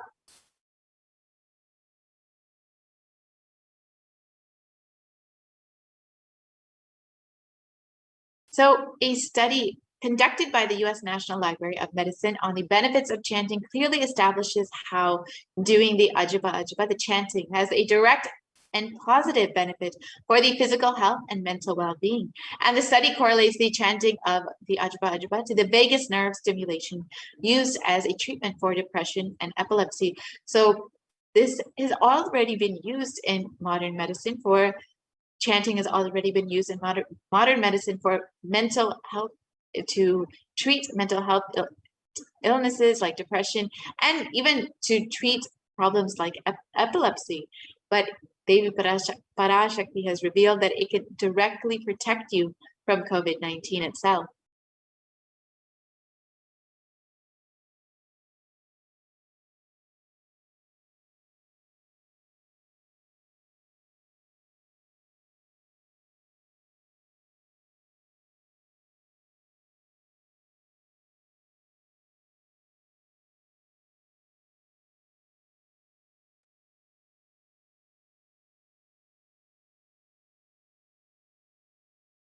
And a study conducted by Dr. Masaru Emoto establishes human intentions, words, or thoughts can actually change the very molecular structural formation in water. This interesting research clearly depicts that when the water is exposed to positive sound vibrations, the molecular formation in the water changes to a very pleasant formation, whereas negative sound vibrations or words can disfigure or distort the water molecular formation. So in the following photo, we will see some of how water actually reacts to certain vibrations and words.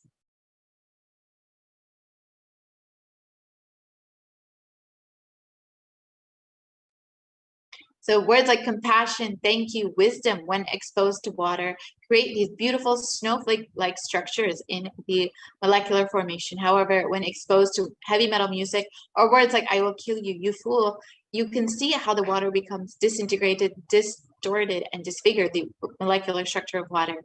So you can imagine what happens inside your body, which is composed of up to 60% water. When you chant the sacred mantras, the Ajiba Ajiba, the chanting of the powerful sacred mantra of Shiva Shiva Shiva, you can understand clearly how it will literally change your very biology, how it can literally change your physical body itself.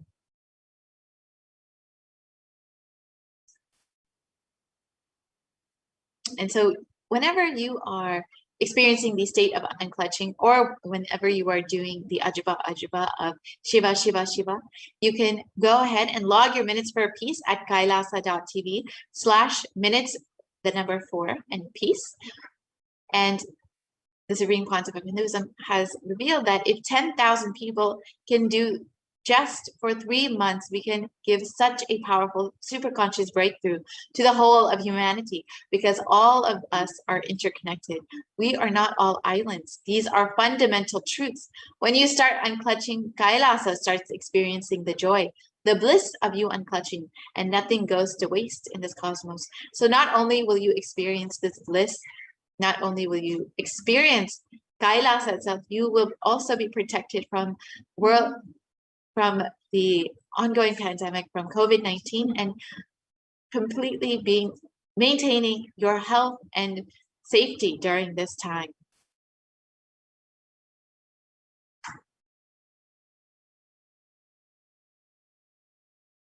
The last method to protect yourself from COVID-19 revealed by Devi Parashakti is being in the state beyond any remembrance or forgetting in the Arunachala Purana that blossoms as Aham, Aham in the Ananda Purana. So this is when you remember the divine, when you are continuously in this state of remembrance of the divine, you will be completely protected from COVID-19. And so each of these 8 methods that we have just seen are completely independent unto themselves and have the ability to fully protect you from COVID-19 as revealed by Devi Parashakti. And many of these methods have to do with meditating on Devi, praying to Devi, and surrendering to Devi, connecting with Devi through oneness. And the most simple way to do that, the easiest way to do that, is through the various offerings that you can make to Devi Parashakti.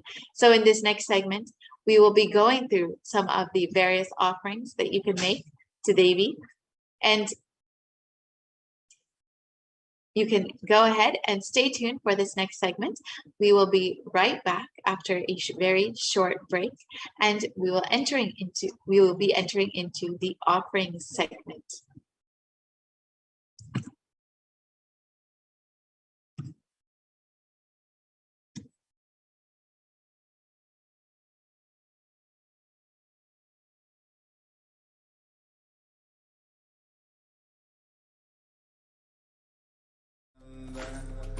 Paramashivoham.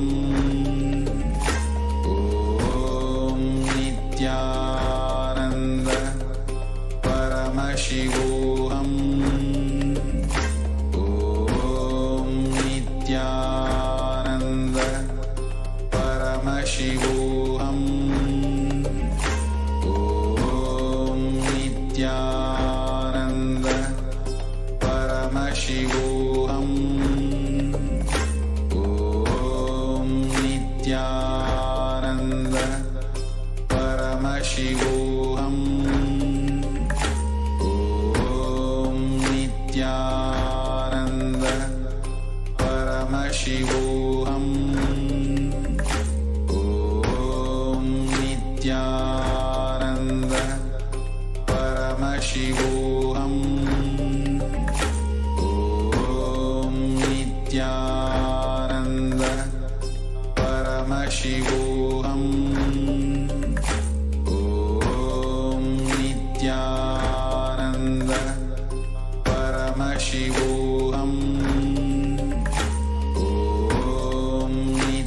Nithyananda Paramashivoham. Om Nithyananda Paramashivoham. Om Nithyananda Paramashivoham. Om Nithyananda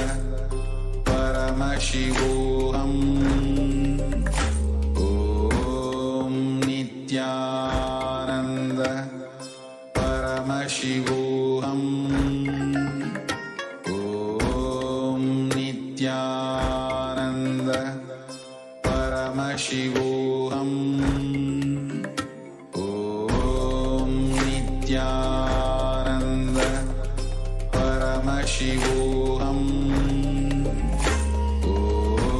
Om Nithyananda Paramashivoham. Om Nithyananda Paramashivoham. Om Nithyananda Paramashivoham. Om Nithyananda Paramashivoham. Om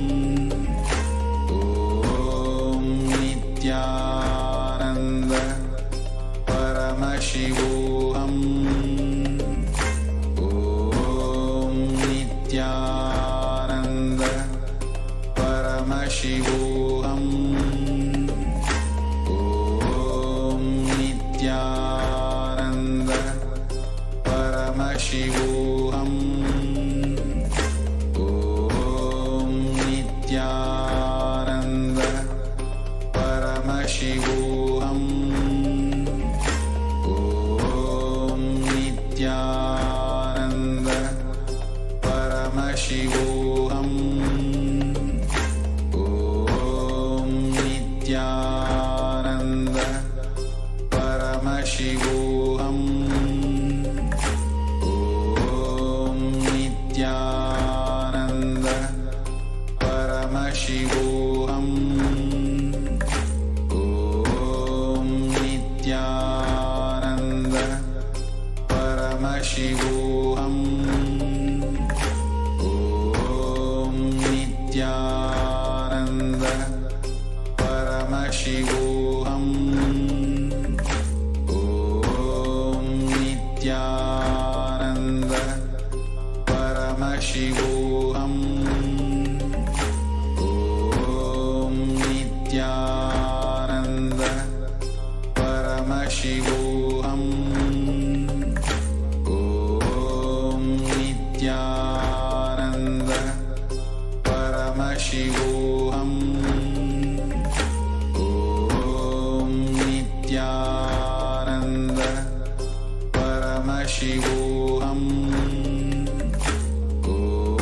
Om Nithyananda Paramashivoham. Om Nithyananda Paramashivoham.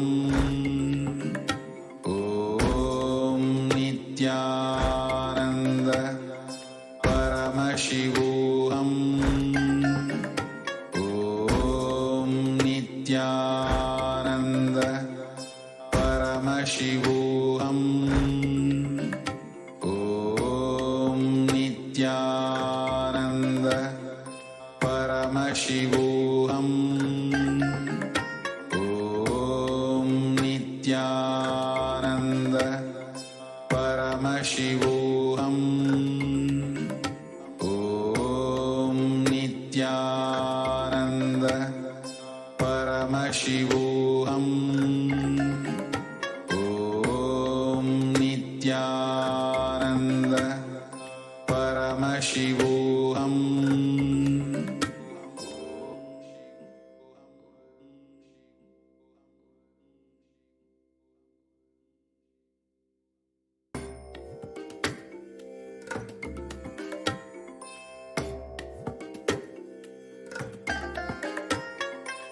I bless you all. Let you all open all your three eyes and manifest the powers of Mahasadashiva. Om Nithyananda Paramashivoham.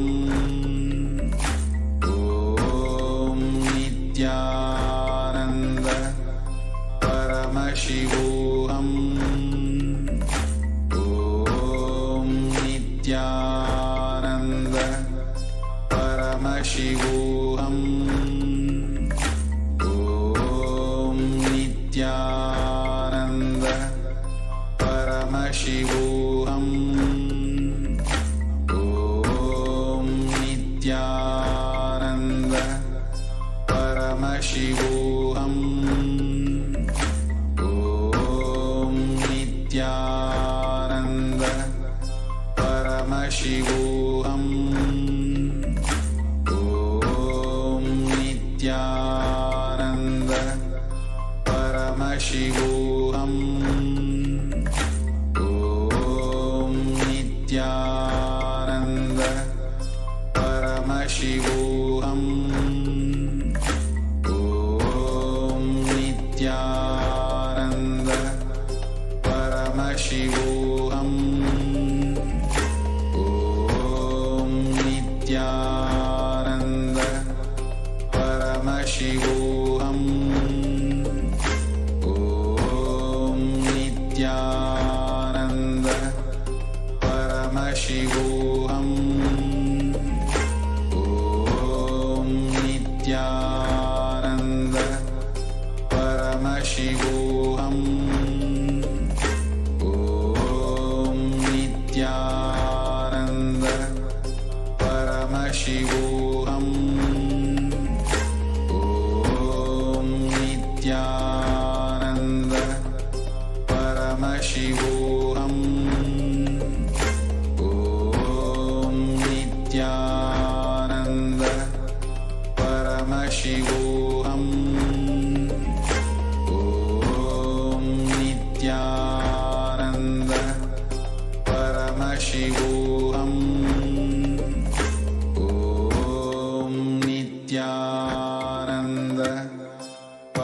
Paramashivoham. Om Nithyananda Paramashivoham. Om Nithyananda Paramashivoham. Om Nithyananda Paramashivoham. Om Nithyananda.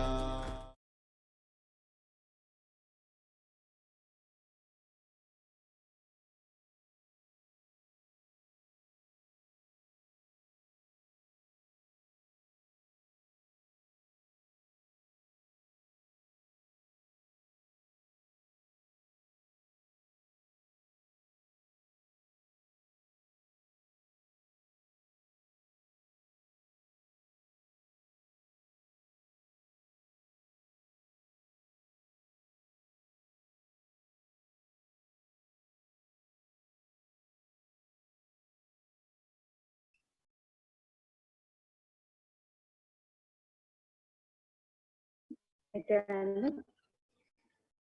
welcome back, and we apologize for the technical glitch. So welcome back to this program where we're getting ready to receive the Bhava Samadhi Darshan, the Akashic readings of Devi Parashakti. And let us now look at the various offerings that we can make to Devi Parashakti as we get ready to receive her darshan today.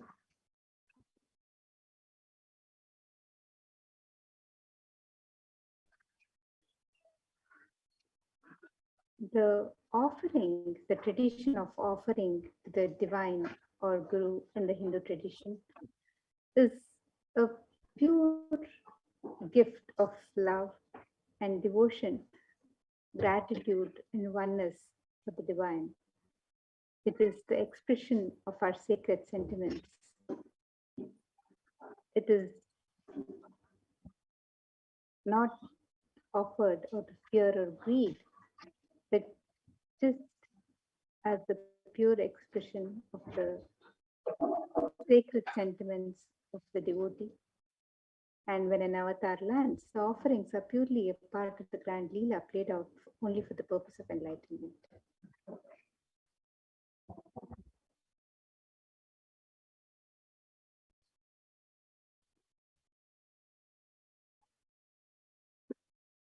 And let us now look at the Dhyana Shloka as we remember the beautiful form, the grace and splendor of Devi Parashakti, and in her sweet remembrance, cherish and get ready to receive her darshan. So this Dhyana Shloka from the Mula Agama Manonmani Dhyana, this verse says, Induni bhaveda karavahni nayanam syat pankaja varabhaya japakshara sarayuktam angahima bhushana vichitra vasanam syat tungamakutojvala manonmani swarupam.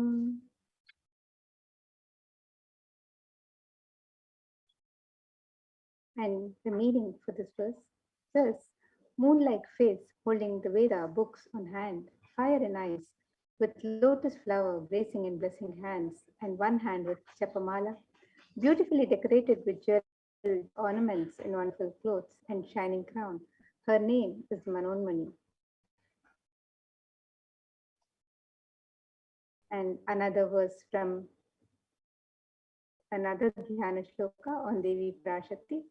This describes Dhyayet Devim Trinetram Shashinibhavadanam Vedahastam Dadhanam Savye Padmam Vardamapare Chabhayam Chakshamalam Divyair Avaranair Vibhushitatanum Brahmadhivit Pujitam Devi Meva Manonmanim Pratidinam Kamartha Dhatrim Shubham. And the meaning of this verse, it says, I meditate on Devi with three eyes, glowing like a moon, and holding the Veda, the lotus, and gracing with blessing and gracing hands. She is wearing beautiful ornaments. She is worshipped by Brahma and other many gods and showers auspicious boons for all actions every day.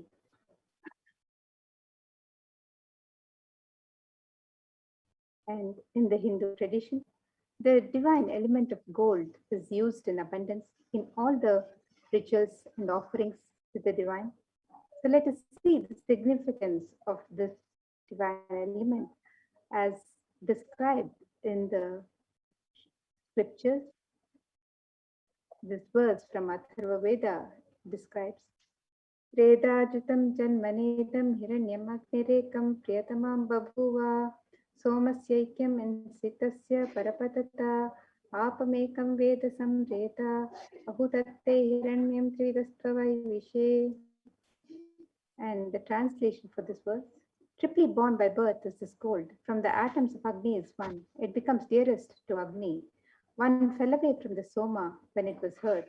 One they call the seed of virtuous and powerful Apa, the watery molecules. Let that triple gold be for your long life. And gold is a divine element in the Hindu tradition. It purifies anything it touches. It is an element of great spiritual significance and spiritual power of healing and enlightening. The vibration of gold has the power to infuse sattva energy and positive thought currents in anyone who wears it and anyone who sees or operates in its vicinity. Gold is present in all scriptures, agamas, Vedas, Shrutis, Smritis, Itihasas, and Puranas.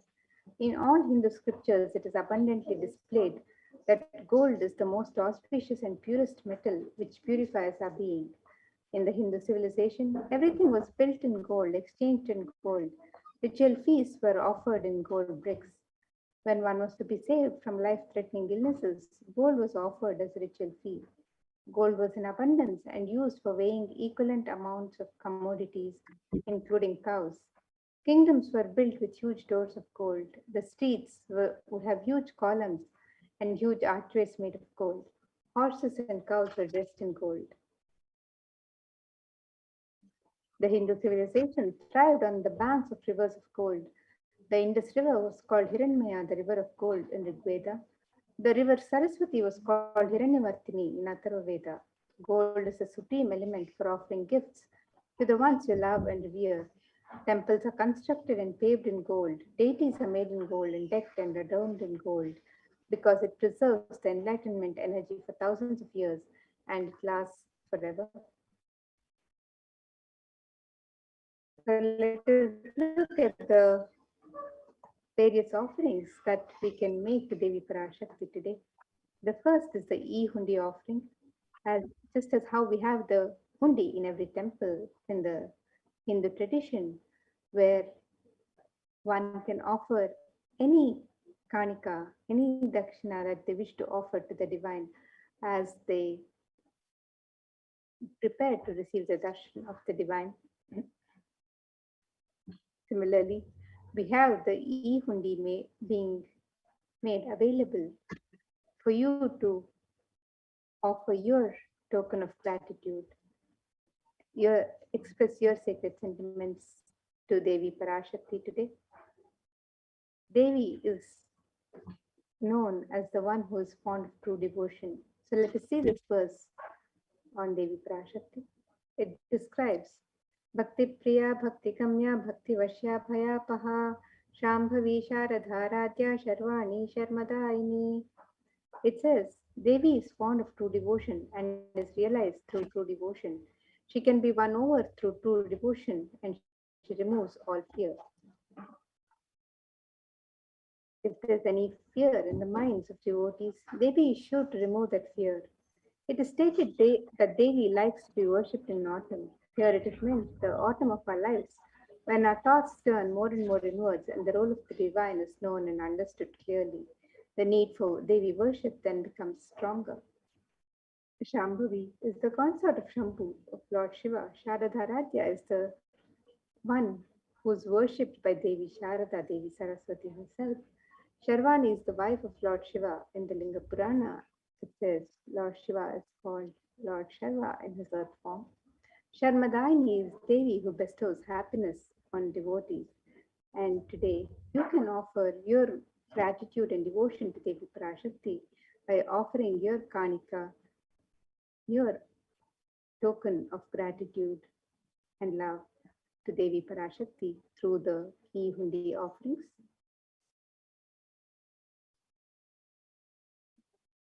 And the next offering is the offering of the Sankalpa chanting, the conscious resolution. And it is said that when one makes a conscious resolution, the divine answers the prayers that are asked and unasked. A verse from Devi Mahatmyam, chapter 12, verse 34, it describes that the goddess enchants this universe and she herself gives birth to this universe. That goddess, being prayed without interest in anything, gives that knowledge and that leads to salvation and gives wealth in the materialistic sense. And we can offer the conscious resolution to Devi Parashakti and be blessed with the fruition of the desires and wishes of all that you're yearning for.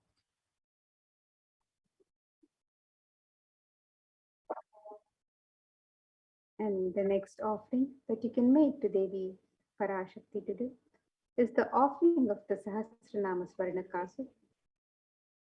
This is the offering of the pure gold coin that is inscribed with one of the 1008 sacred names of Devi Parashakti. In the Lalita Sahasranama, Devi Parashakti is described as Nama Parayana Prita, she who likes the repetition of her various names. And through this offering of the Sahasranama Swarnakasu, the pure gold coin inscribed with one of the sacred names, one of the 1008 sacred names of Devi Parashakti, this offering is a very unique and special archana offered to the Mahameru of Devi Parashakti. And one can imbibe the Ananta Kalyana Gunas, the divine qualities of Devi Parashakti herself. So you can make this offering and be blessed to imbibe the very divine qualities of Devi Parashakti. You can make this offering in 3 different denominations and you can offer any number of coins. The website to make all of these offerings is www.kailasamailer.com/sevas. So you can go ahead and make your offerings, your expression of your sacred sentiments, your gift to Devi Parashakti on the website www.kailasamailer.com/sevas. And another offering to Devi Parashakti is the offering of the Mukta Anguti, the gold finger ring with a pearl. And Devi is described as one who's adorned with strings of pearl. So let's look at this verse that describes the beauty of Devi Parashakti. It says, Muktahara lasat kirita ruchiram purnendu prabham shinjanno purakinkini manidharam padma prabhabhasuram sarvabhita palapradam girisutam vani rama sevitam meenakshim pranatosmi santatamaham karunya varam nidhim. It says, I bow to the goddess Meenakshi, whose crown has garlands of pearls and the face shining like a full moon, who wears anklets that are studded with gemstones and has small bells, who is shining like the splendor of the lotus, who grants all the wishes, the daughter of the mountain, who is worshipped by goddesses Vani and Rama. I remain ever bowing to the goddess Meenakshi, the ocean of compassion. So you can offer the pearl finger ring, the gold ring embedded with pearl, and receive the blessings to be showered by the pure love and compassion of Devi Parashakti in all your business endeavors. So you can make this offering in 3 different sizes on the website. You can make the offering for $251, $501, or $750 on the website www.kailasamailer.com/savers.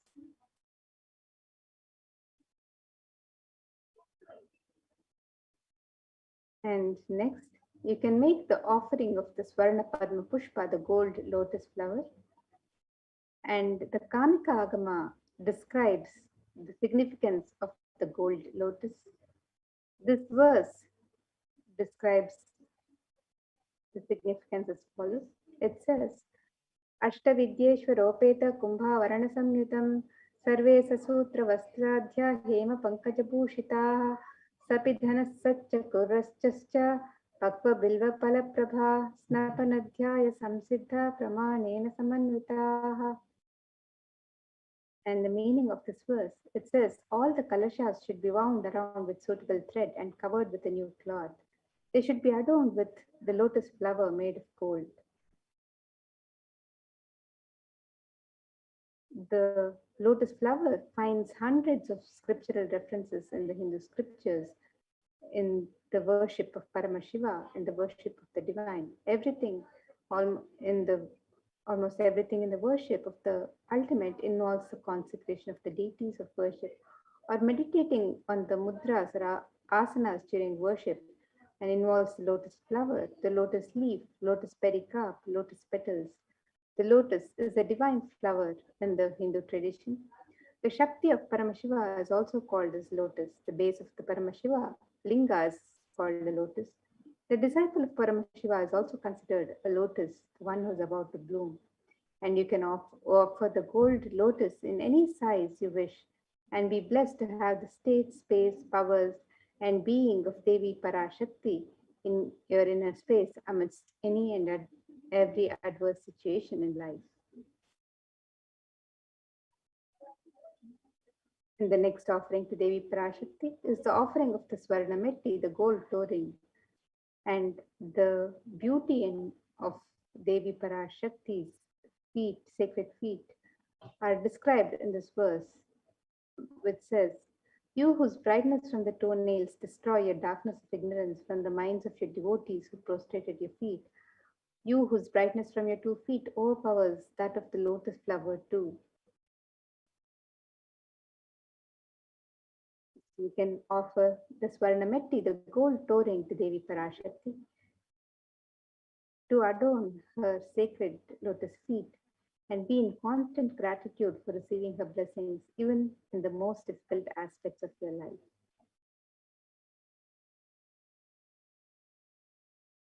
And the next offering to Devi Parashakti is the Swarnamang Tika, the gold hairline jewelry, which represents the overflowing nectar from the Sahasrara, which is fully opened with a sacred sentiment of gratitude.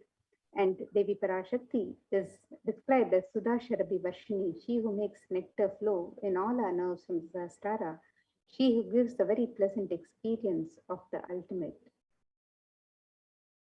You can offer the Swarnamang Tika to Devi Parashakti and receive the blessings of achieving the blissful state of overflowing gratitude and the space of complete completion.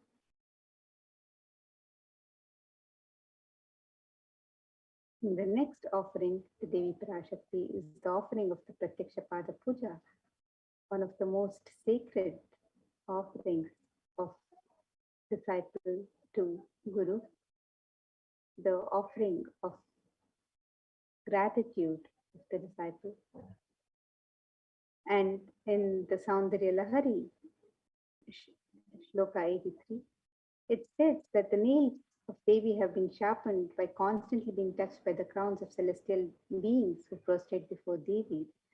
And she is the one who removes the ignorance, the tamas, the tamoguna in the minds of the devotees who prostrate at her feet, and they attain the ultimate knowledge. You can offer the Pratyaksha Pada Puja to Devi Parashakti and be blessed with all the auspiciousness and blessings of Devi Parashakti and the Nija Avatara, the Supreme Pontiff of Hinduism, Jagadguru Mahasannidhanam, His Divine Holiness, Bhagavan Sri Nithyananda Paramashivam.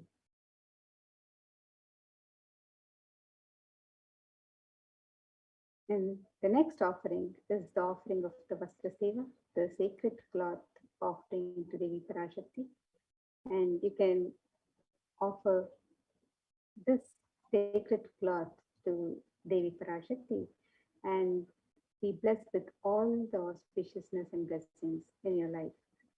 So you can make all of these offerings to Devi Parashakti on the website www.kailasamailer.com/sevas. So again, here is a list of the various offerings being made available on the website. You can make the e-hundi offerings in any amount and in multiple currencies. The Sankalpa chanting, the conscious resolution, which is the conscious declaration of your prayers to Devi Parashakti. The Devi Sahasranama Kasu, the pure gold coin inscribed with one of the 1008 sacred names of Devi Parashakti. The Mukta Anguti, the pearl finger ring. The Swarna Padma Pushpa, the gold lotus flower. The Swarna Metti, the gold toe ring for the sacred lotus feet of Devi Parashakti. The Swarna Mangtika, the gold hairline jewelry. And the Pratyaksha Pada Puja and the Vastra Seva. All of these offerings can be made on the website www.kailasamailer.com/sevas.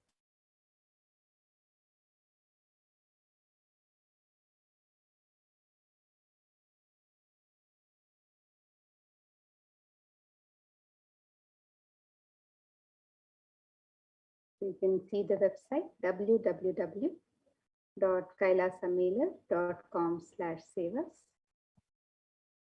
And you can click here on step 2 to make your offerings for the e-hundi or the offerings of jewelry and sevas to Devi Parashakti. The e-hundi offerings can be made in multiple currencies of US dollars, Australian dollars, New Zealand dollars, Canadian dollars, euros, Indian rupees, Singaporean dollars, Malaysian ringgits, Great Britain pounds, and the Chinese yen. And you can make these offerings in any amount of your choice. It is your personal gift to Devi Parashakti as you get ready to receive her darshan today. And you can also make the offerings of jewelry or any sevas that you would wish to offer on this website. So the conscious resolution, the Devi Sahasranama Swarna Kasu, the Mukta Anguti, the Swarna Padma Pushpa, the Swarna Mati, Swarna Mangtika, the Pratyaksha Pada Puja, Vastra Seva, and many more. All of these offerings can be made to Devi Parashakti on the website as your expression of your personal love, devotion, and gratitude, your sacred sentiments to Devi Parashakti. So you can make all these offerings on the website www.kailasamailer.com/sevas. And with that, now we will be concluding this segment and getting ready to learn more about the various facilities being made available for the well-being of humanity, for the protection of humanity during these times of pandemic in the various spiritual embassies of Kailasa. So let us get ready for the further segments of this program as we prepare to receive Devi Parashakti. Nithyananda Paramashivam. Nithyanandam. Nithyanandam, everyone. Welcome back to this segment. With the blessings of the Supreme Pontiff of Hinduism, Jagat Guru Mahasannidhanam, His Divine Holiness Bhagavan Nithyananda Paramashivan's blessings, let's start with the Sadguru Vandanam. Nithyanandam Paramasugadam Kevalam Jnanamurtim Dandvatitam Gagana Sadrusham Tattvamasya Ekam Nityam Vimalamachalam Sarvadi Sakshibhutam Bhavatitam Triguna-rahitam Sadgurum Tam Namami.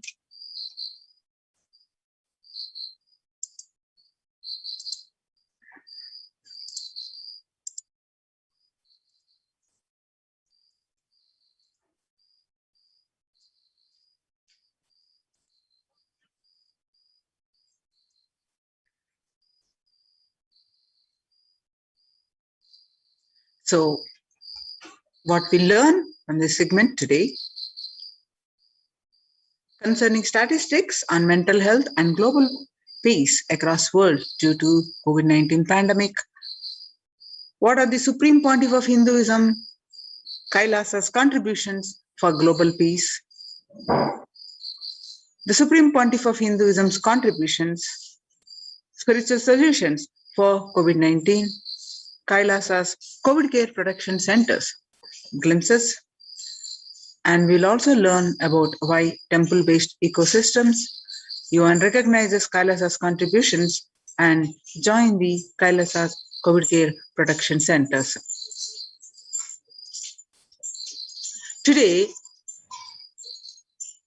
people around the world are trying to grapple with the grim reality that pandemic is far from over. The aftermath of the current calamity promises to be much more devastating. The greatest economics of the world are facing disastrous futures. Countries are facing off each other in deep mistrust. Now, let us see some of the statistics, current news across the world due to the COVID-19. The World Health Organization makes a big statement about Delta virus. The World Health Organization on Tuesday said that the Delta variant of coronavirus has elbowed out all the three other COVID-19 variants of concern that now represent a tiny fraction of the samples which are being sequenced. Less than 1% of each of alpha, beta, and gamma are currently circulating. It's really predominantly Delta around the world, said the World Health Organization's technical lead on COVID-19, Maria Vanker-Kove. The Delta variant, which was first detected in India last year, has become more fit. It is more transmittable and is out competing. It is replacing all other viruses that are circulating. She said and added that the variant has been detected in more than 185 nations till date. COVID-19 now has killed more Americans than the influenza pandemic did. The coronavirus pandemic has now killed more Americans than the 1918 to 1919 influenza pandemic did. In the 1918 flu infected about 25% of Americans, killed an estimated of 0.65% with 675,000 deaths. COVID-19 has infected more than 12% of Americans and killed about 0.2% with 676,000 deaths. Now that the US death toll from COVID-19 has surpassed 676,000, coronavirus pandemic has killed more Americans than the 1918 to 19 influenza pandemic did. Axios and the Associated Press both reported grim milestones on Monday. So now, officially, US deadliest pandemic death toll crosses that of 1918-1919 flu. So it's declared COVID-19 is now officially US deadliest pandemic. People infected with alpha variant exhales 100 times more virus into the air than original COVID strain. 6 feet distance may not be enough to prevent viral transmission indoors. Washington, D.C., physical distancing of 2 meters, about 6.5 half feet may not be enough to sufficiently prevent transmission of virus carrying airborne aerosols indoor. According to a study, the results published in the journal Sustainable Cities and Society suggest that the physical distance alone is not enough to prevent human exposure to exhaled aerosols and should be implemented with other control strategies such as masking and adequate ventilation. The researchers examined three factors: the amount and rate of air ventilated through a space, the indoor airflow pattern associated with the different ventilation strategies, and aerosols emission mode of breathing versus talking. Even with emergence of more COVID-19, the Delta variant is still more concerning, says the World Health Organization experts. In US, COVID-19 pandemic is now nowhere under control in the United States, says the Chief Medical Advisor, Mr. Anthony Fauci. He said, right now we are still in pandemic mode because we have 1,60,000 new infections a day. That is not even modestly in good control. In an interview with Axios, the US has reported 40 million cases of COVID-19 since the outbreak of the virus, with over 4 million infections adding up in the past few weeks. The increase in COVID cases comes as the US administration earlier this month announced that it is planning to provide booster shots of the vaccine as the Delta variant has become dominant in the nation and is wreaking havoc. The surge in the Delta variant is driven by the low vaccination coverage in many communities across US, according to the US Center for Disease Control and Prevention. In country of our size, you cannot be hanging around and having 100,000 infections a day. You have got to get well before 10,000, before you start feeling comfortable, Mr. Fauci said. COVID-19 is made the world less peaceful. COVID-19 violent incidences and fatalities, January 2020 to April 2021. Violent incidents related to the pandemic peaked in April 2020. The younger adults are more likely to report symptoms of anxiety and a depressive disorder during the COVID-19 pandemic, especially the young adult group between 18 to 24 reported high percentage of anxiety and a depressive disorder of 56.2. As the age, the percentage is decreasing. The average share of adults reporting symptoms of anxiety and a depressive disorder, the January to June, which was 6 months period, which was 11%, now it rose up to, in just 1 month, it rose up to 41.1%. Some more statistics reporting the same, that younger adults are more likely to report the symptoms of anxiety and a depressive disorder than the older adults. The stress in America in 2020 is a national mental health crisis. COVID-19 is a significant stressor for most Americans. Nearly 8 in 10, that is 78%, say the coronavirus pandemic is a significant source of stress in their life. Nearly 7 in 10, that is 67%, say they have experienced increased stress over the course of the pandemic. COVID-19 could exacerbate the doctor's existing mental health burden. More than 60,000 US healthcare workers contracted COVID-19, 300 have died. Of the health workers who treated patients during the China's COVID-19 outbreak, 50% showed signs of depression, 45% showed signs of anxiety. Before the COVID-19 pandemic, the self-reported mental health among pregnant women, new mothers, what it was, depression 15%. Now, after the pandemic, it rose up to 40.7%. And the anxiety before the pandemic was 29%. Now, it rose up to 72%.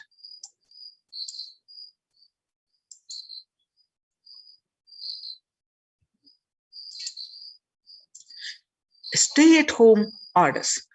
8 in 10 struggles 8 in 10 students are struggling with focus on schools or work and avoiding distractions. 55% of all students do not know where to go for help for their mental health.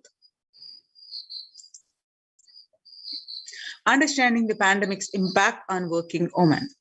Nearly 82% of women surveyed said their lives have been negatively disrupted by the pandemic.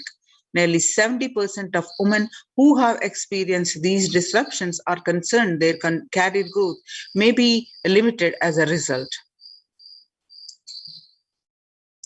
The global economic outlook during the COVID-19 pandemic, a changed world. The pandemic is expected to plunge most countries into recession in 2020, with per capita income contracting the largest fraction of the countries globally since 1870. The COVID-19 recession has seen the fastest, steepest downgrades in consensus growth projections among all global recession since 1990. Most countries are expected to face recession in 2020. International Labour Organization. COVID-19 is a threat to peace building in conflict-affected nations. The COVID-19 crisis has worsened already fragile situations. The ILO, the International Labour Organization, is more aware than ever of its responsibility to promote peace and resilience at the time of this global pandemic. In India, Mumbai mayor said that the pandemic is not coming, it's already here.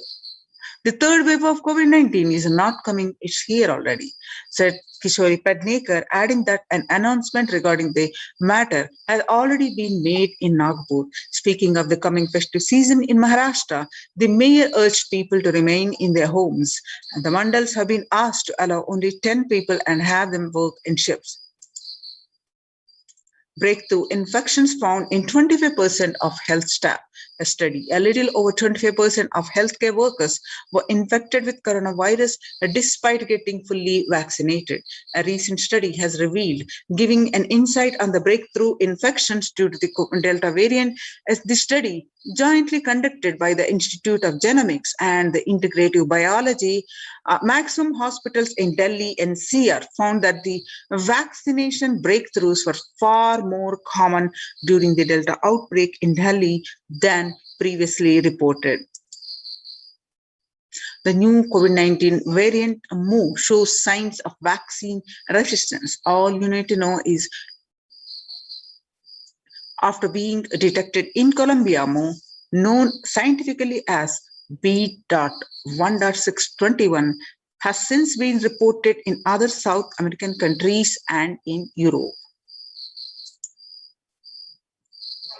It is important to address the COVID pandemic, which is seeing another wave, destroying many more lives. The Supreme Pontiff of Hinduism says the pandemic fatigue is setting in as a result of continuous lockdown is resulting in delusional ignorance. Holding on to the delusion and supporting this space of delusional decisions leads to delusional arrogance. Prabhava Sankalpa. The continuous lockdown leads to delusional thoughts like, so what if I die, it's okay. I can't live forever in this lockdown. Going out then, exposing oneself and putting the risk of yourself and others with irresponsibility and insensitivity is the delusional arrogance. The global COVID virus pandemic has left the whole world desperately looking for answers. Life as it had been experienced even back in February 2020 is no longer recognizable. Drastic changes is the order of the way, with people having to redefine their world with the new paradigms of economy, society, faith, religion, and health. Blessed are those who have had the greatest fortune to be with the incarnation of Paramashiva, the Supreme Pontiff of Hinduism, in their lives and to carry them through this crisis. Join the Kailasa's COVID care production centers. Register now through the link below, https://kailasa.org/Kailasa care.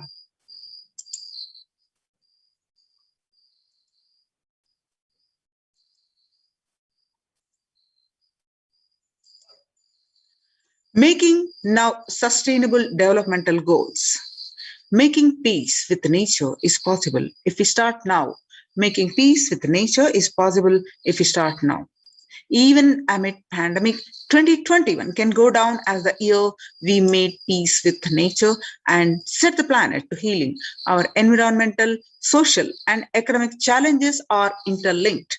They must be tackled together. For example, we cannot achieve the sustainable developmental goals, including ending poverty by 2030, if climate change and the ecosystem collapse are undermining food and water supplies in the world's poorest countries. We have no choice but to transform our economies and societies by valuing nature and putting its health at the heart of all our decisions. Now let's watch a small video clip.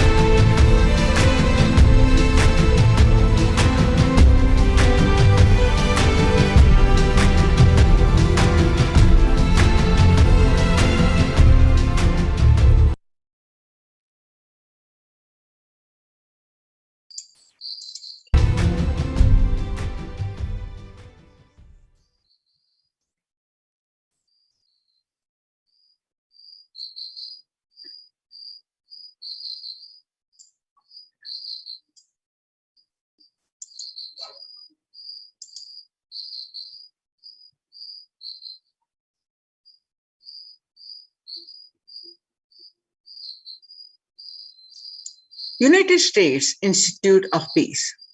Amid COVID, we need enhanced international coordination to build peace. Tackling the pandemic and building resilience in fragile states require concerted international action at local, national, and global levels. As the humanitarian and economic toll of the COVID-19 pandemic continues to grow, so does the risk that this crisis will fuel new conflicts around the world while streaming prospects for resolving ongoing ones. The stronger health systems and universal health coverage must be a priority. Remarks to the General Assembly special session in response to the COVID-19 pandemic.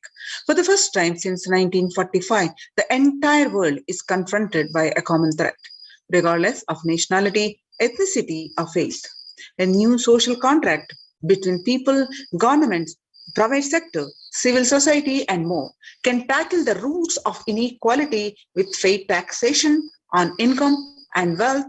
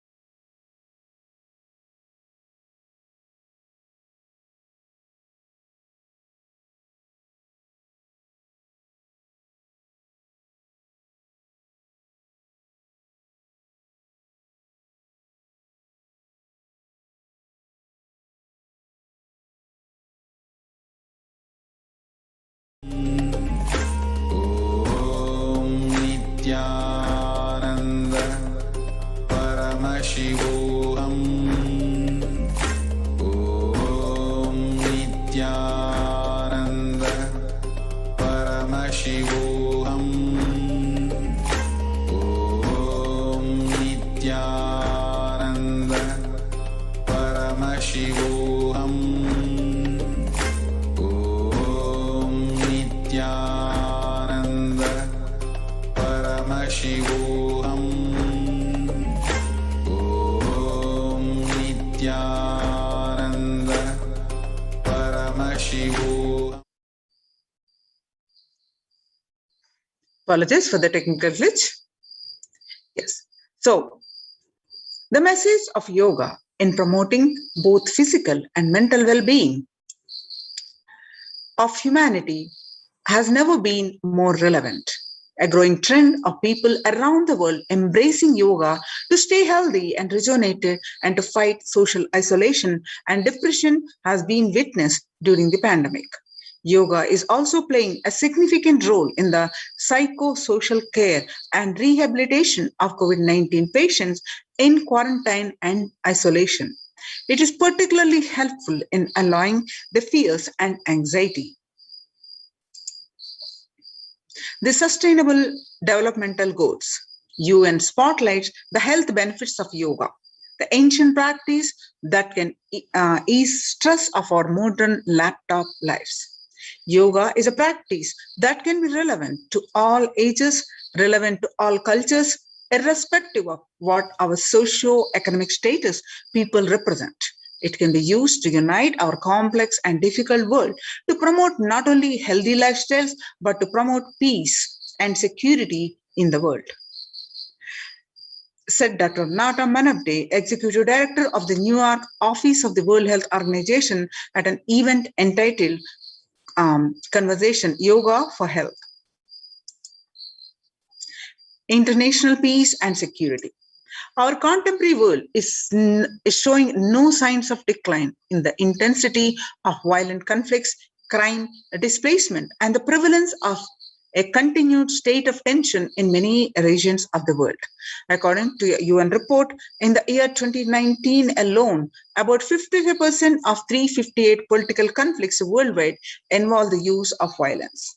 Geopolitical tensions, which have been on the rise even before the COVID-19 pandemic, have only prolonged violent conflict, making it difficult for policymakers to come together and resolve their differences peacefully and amicably. The last decade witnessed the highest number of people internally displaced by conflict and violence.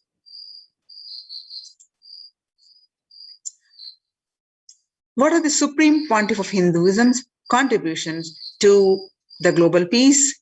Now let's understand, and much more than that, what are the various contributions to combat the COVID-19 pandemic.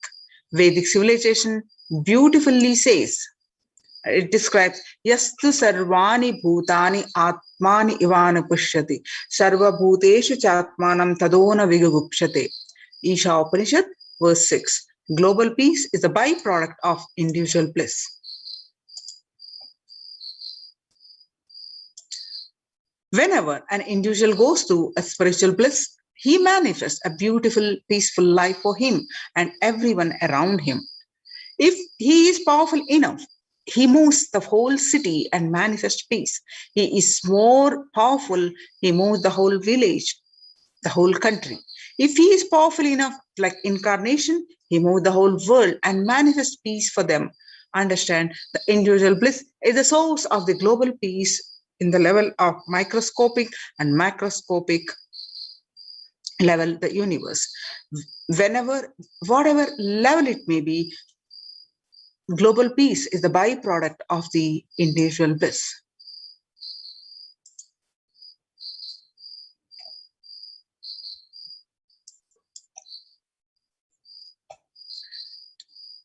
Now, the Supreme Pontiff of Hinduism gives the technique to attain the individual peace, which leads to the global peace.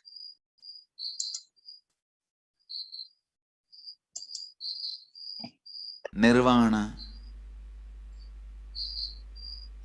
Whatever word you may use, Atman, Brahman, Nirvana, unified field of consciousness, whatever. But one thing I want to tell you, the deeper and deeper you go in your inner space, you experience the vast oneness. The more superficial you are, the more incompletions you carry with others, even with yourself. The more superficial you become, even your own right hand and left hand fights with each other. Different parts of you fights with you. Different thoughts of you fights with you. Even you fight with you, the more superficial you go,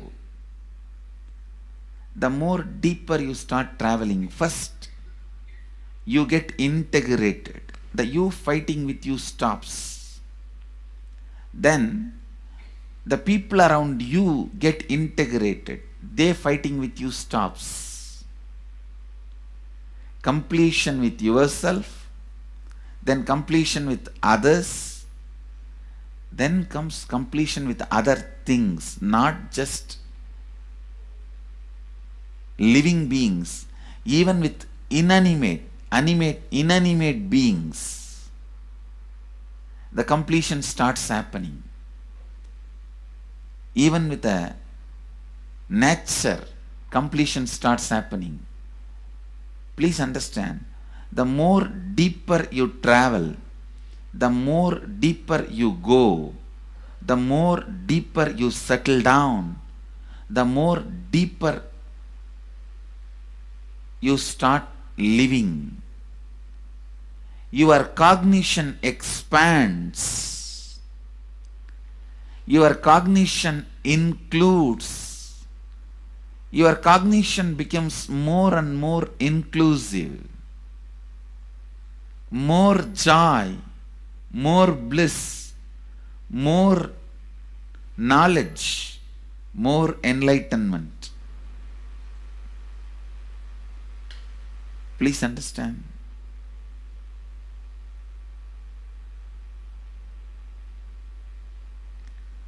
The more and more completion happens in you, you will see everyone around you feels complete with you.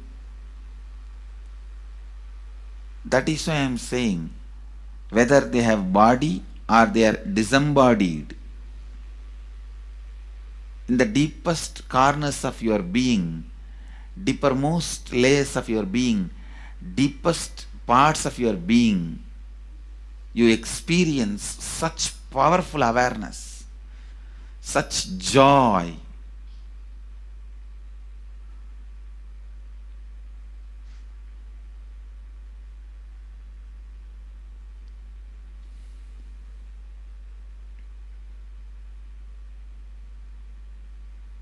Going into the deepermost corners of your being not only is a joy, it's a power. Because suddenly you will see everybody around you, everything around you listens to you. It really becomes a vibrant power where the tendency to exploit is not there. Listen, that's a very important thing. Power without the tendency to exploit. Because as long as you feel the other person is separate from you, when you get the power, it will always be used for exploiting. Because the other person is separate from you, then naturally what you will feel? Let me suck all the possible energy, intelligence, time, talent, treasure.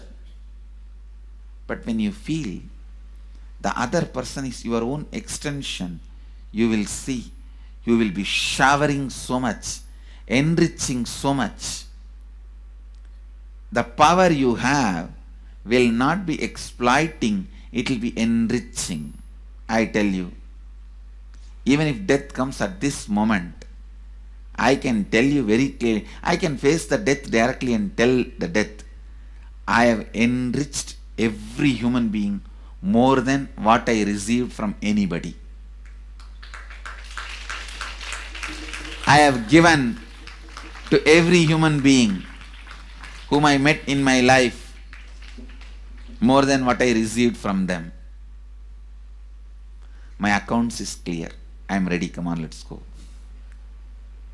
My accounts is clear. I don't have debt. No credit card money to be paid, loans to be paid, no debit card, no credit card. My accounts is clear. Understand, when you feel everyone is your extension, the power given to you, the power you gain, see, any living is power. Powerful way. Even in that, you will become powerful. So any lifestyle you choose, you will get power in that field. Whether it is exploiting or enriching, murdering or raping or go on serving. Whatever lifestyle you choose, living is power. When you go into the deepermost core of your being and start living based on completion, I tell you,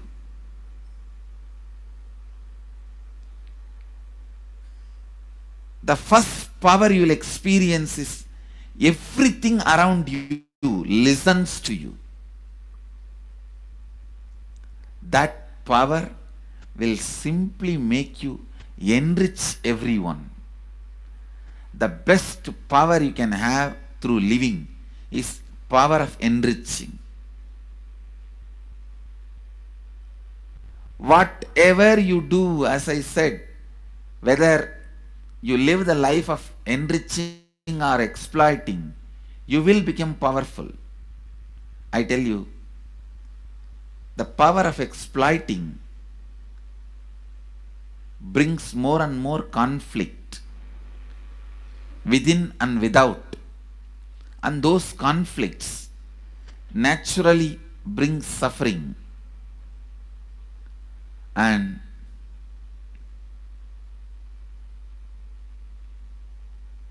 the power of enriching brings more and more completion in you and in others.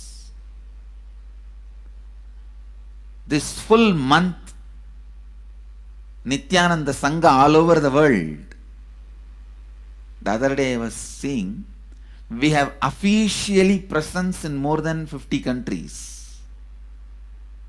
As devotees, group of devotees, we have presence in 100 countries. All over the world, we are going to celebrate this whole month for Global Peace Month, impacting global peace. All of us this whole month will live completion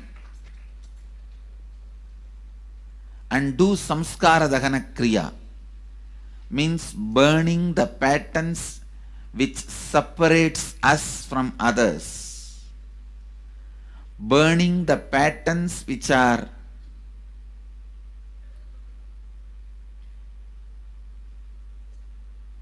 constantly keeping us in a superficial level.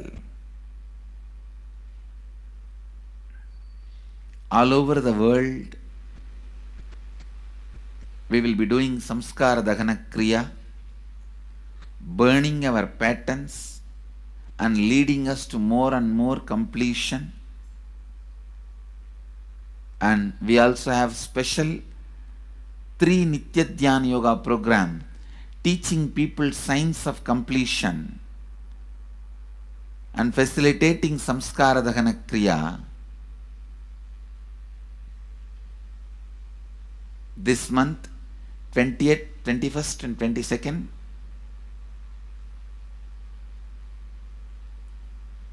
This whole month, all over the world, all our temples, ashrams, centers, yoga centers, schools, colleges, universities should do samskara dahana kriya, should do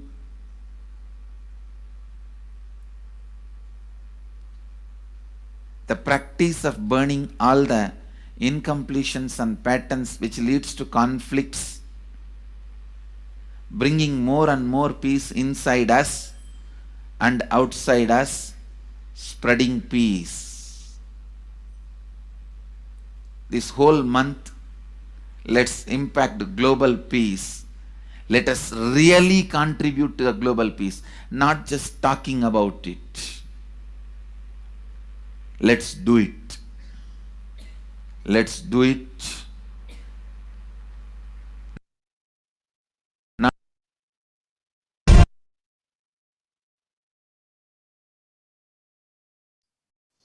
Now let us listen from the Supreme Pontiff of Hinduism explains the self-transformation is the secret to achieve global peace.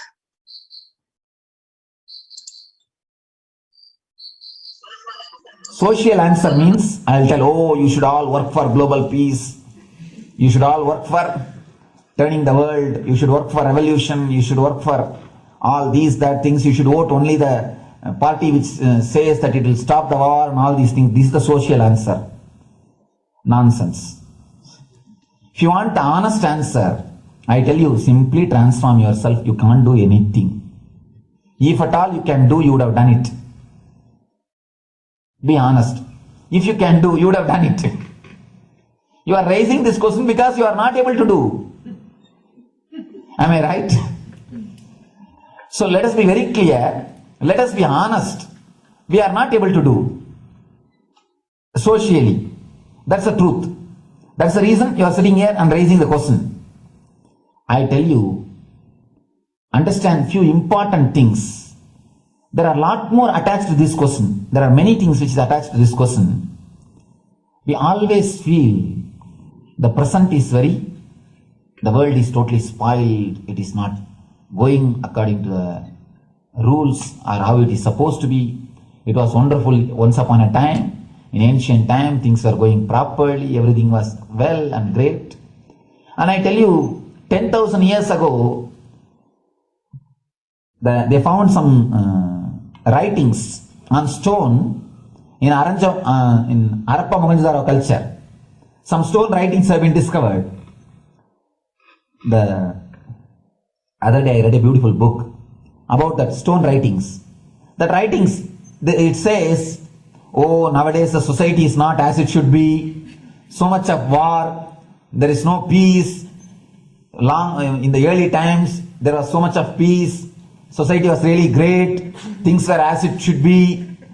And it almost looks like a today newspaper editorial.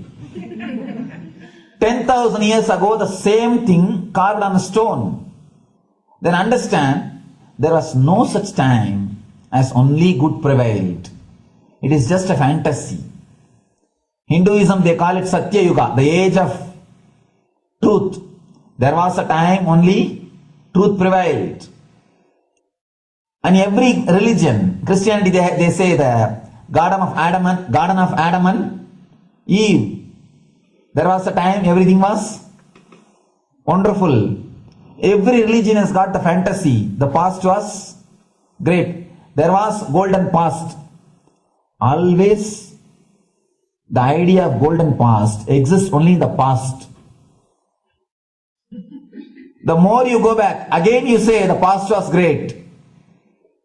And I tell you one thing, it is a wonderful way of postponing accepting the reality. Otherwise, I can be sure the world was same as it is today.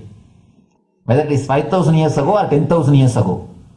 Maybe one thing, there was no CNN channel that time. So the news did not reach you so quickly. That's all. The news did not reach you so quickly. That may be the only difference. But otherwise I can be sure the good and the bad was equal. Good and the bad was equal. The same amount of wars were there. All the other things were there. You read the Puranas, the mythological stories of India, you see enough of things. Enough of dirty things. I think sometimes I find little more. And if you read completely the Puranas or the Hindu scriptures, there are a lot of things much worse than modern day. The criminal activities or bad things or negative things, whatever you say, all this stuff. And never think only present day is corrupted or violent. In the ancient days also, all these things were there. Only one thing was not there, the CNN news or the internet. So the news did not reach you. But otherwise I can tell you, enough the good and bad was there. It always will exist. It will exist. All you can do is, if you awaken yourself, if you reach the enlightenment state, you can go beyond it. And I tell you, enlightenment is the only service you can do to the society. Just become enlightened so that you will reduce the negativity. Now, as of now, you are also the part of negative group. Naturally, we will be a negative group. As long as we are unenlightened, we will be the part of collective negative consciousness. So if you become enlightened, at least you will reduce your weight. That's the only thing we can do. Nothing else can be done. So all I request you to do is just become enlightened. Realize that you are a lion. That's the only way to help yourself and the society.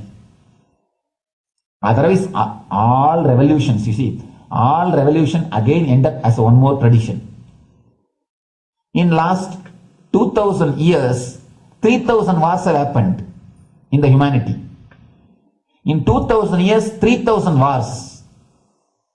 Human beings have not done anything except doing wars, except fighting. Everybody claims he wants to do revolution. He wants to spread peace. You see, every country claims their army is a defensive army. Then who is offending? Tell me.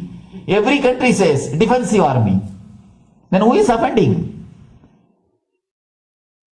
These are all just, games. The idea of peace is a pure game. Everybody wants to spread the peace according to them, not according to the other person. They want peace according to them. The other day I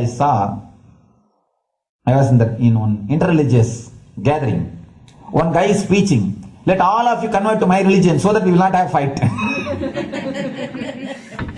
He wants peace the way in which he wanted, not the way in which.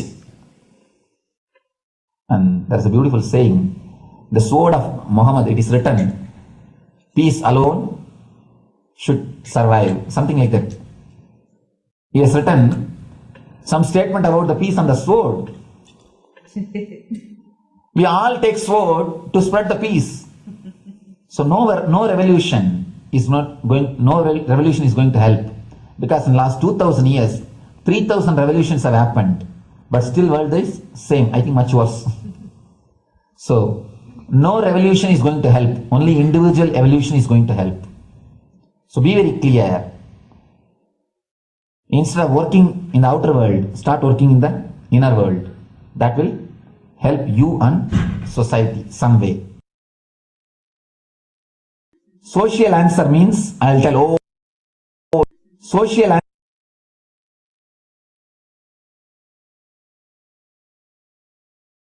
Listen carefully.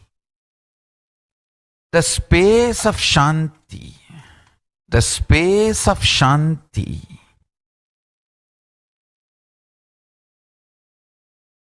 is where Kailasa grows. Listen carefully.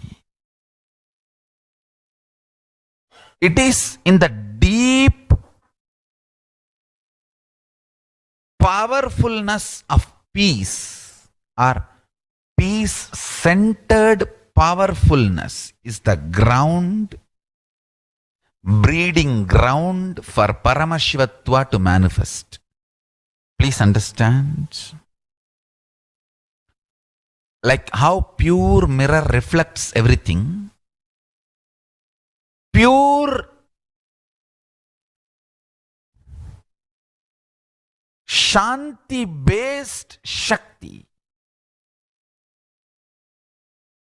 peace based powerfulness reflects Paramashiva. Paramashiva manifests in peace based powerfulness. Please understand. Neither violence nor powerlessness. Powerlessness is weakness. Violence is abusive. Peace-centered powerfulness. Powerfulness-centered peace. All the Upanishads starts with peace, completes with peace. Shanti mantra. Starts with Shanti mantra, gets completed with Shanti mantra.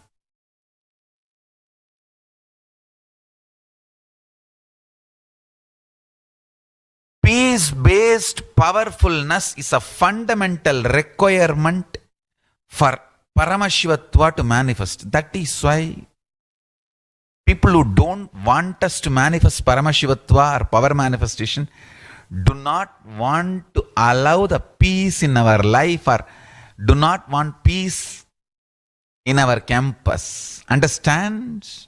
But only if you are peaceful, which cannot be shaken even by the demons and devils and rakshasas, we can be in eternal peace. So, remember this very clearly.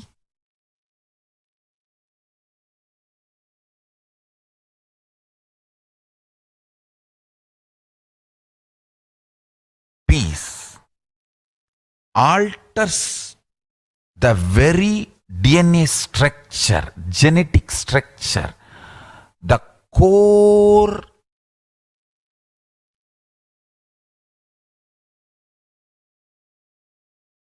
Anu Mahat structure. Understand? Anoraniyan Mahato Mahiyan. The consciousness in you is atom inside the atom, Mahat, more than Mahat. That Anoraniyan Mahato Mahiyan. That consciousness starts growing in you with more and more peace-based powerfulness developing in you. Nothing can be compared to unclutching. Spend more and more time, energy in unclutching. It will never be wasted. Time spent on unclutching is the most productive time for you in your life, because unclutching completely makes you altogether a different material. Understand? It makes your very biomemory, muscle memory, core structure, molecular structure, genetic structure, DNA structure, everything.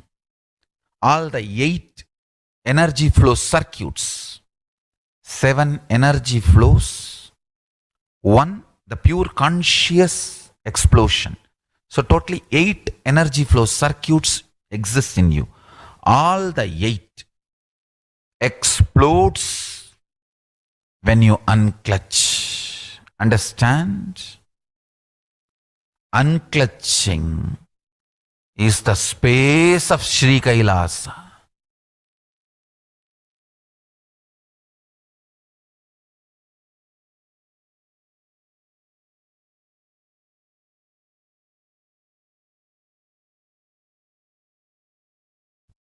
Every chanting, every prayer in Hinduism ends with Shanti, Shanti, Shanti 3 times, Means peace, peace, peace. Hinduism is the real religion. Loving peace, living peace. Individual level, social level, global level. Understand? Hinduism lasts all its 56 nations, 200 states, 10,000 kingdoms, samsthanas, is not a loss to Hinduism, it is a loss to planet Earth, human beings. Wherever Hinduism is practiced, kept alive, the ideal of global peace is kept alive. Just do this one simple statistics. You yourself study. Google and study. Take the top 10 religions and list how many people they converted in last 200 years, how many people they killed. List for each religion. I can be 200% sure. You yourself will realize Hinduism is the most peace-loving and peace-living religion, neither conversion nor terrorism. Neither conversion nor terrorism. Being the supreme pontiff of the most peace-loving, peace-living religion, I give you all my blessings on this International Peace Day. Understand? It is we Hindus need to keep the global peace as a living possibility, and we need to make this global peace as reality. Just talking about global peace will not work. Working for global peace only is the responsibility of the real living Hindu. Anyone who wants to claim themselves as a Hindu or practicing Hindu should work for global peace. Global peace is our responsibility.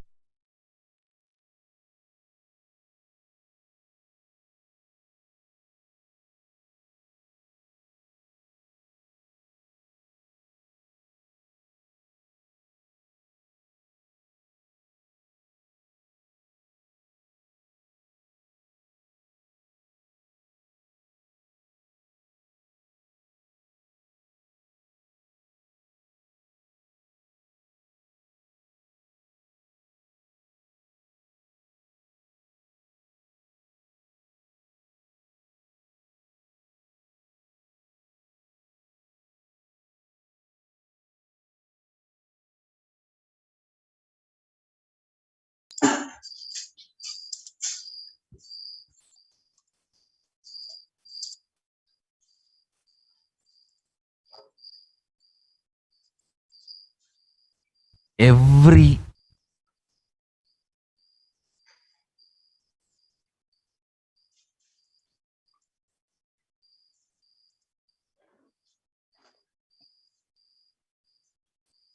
Now, let us see the Kailasa submission of global peace and superconsciousness breakthrough. The sovereign order of Kailasa, led by the Supreme Pontiff of Hinduism and Nithyananda order of monks, nuns, and Hindu diaspora, are working for global peace and to give a superconsciousness breakthrough to humanity.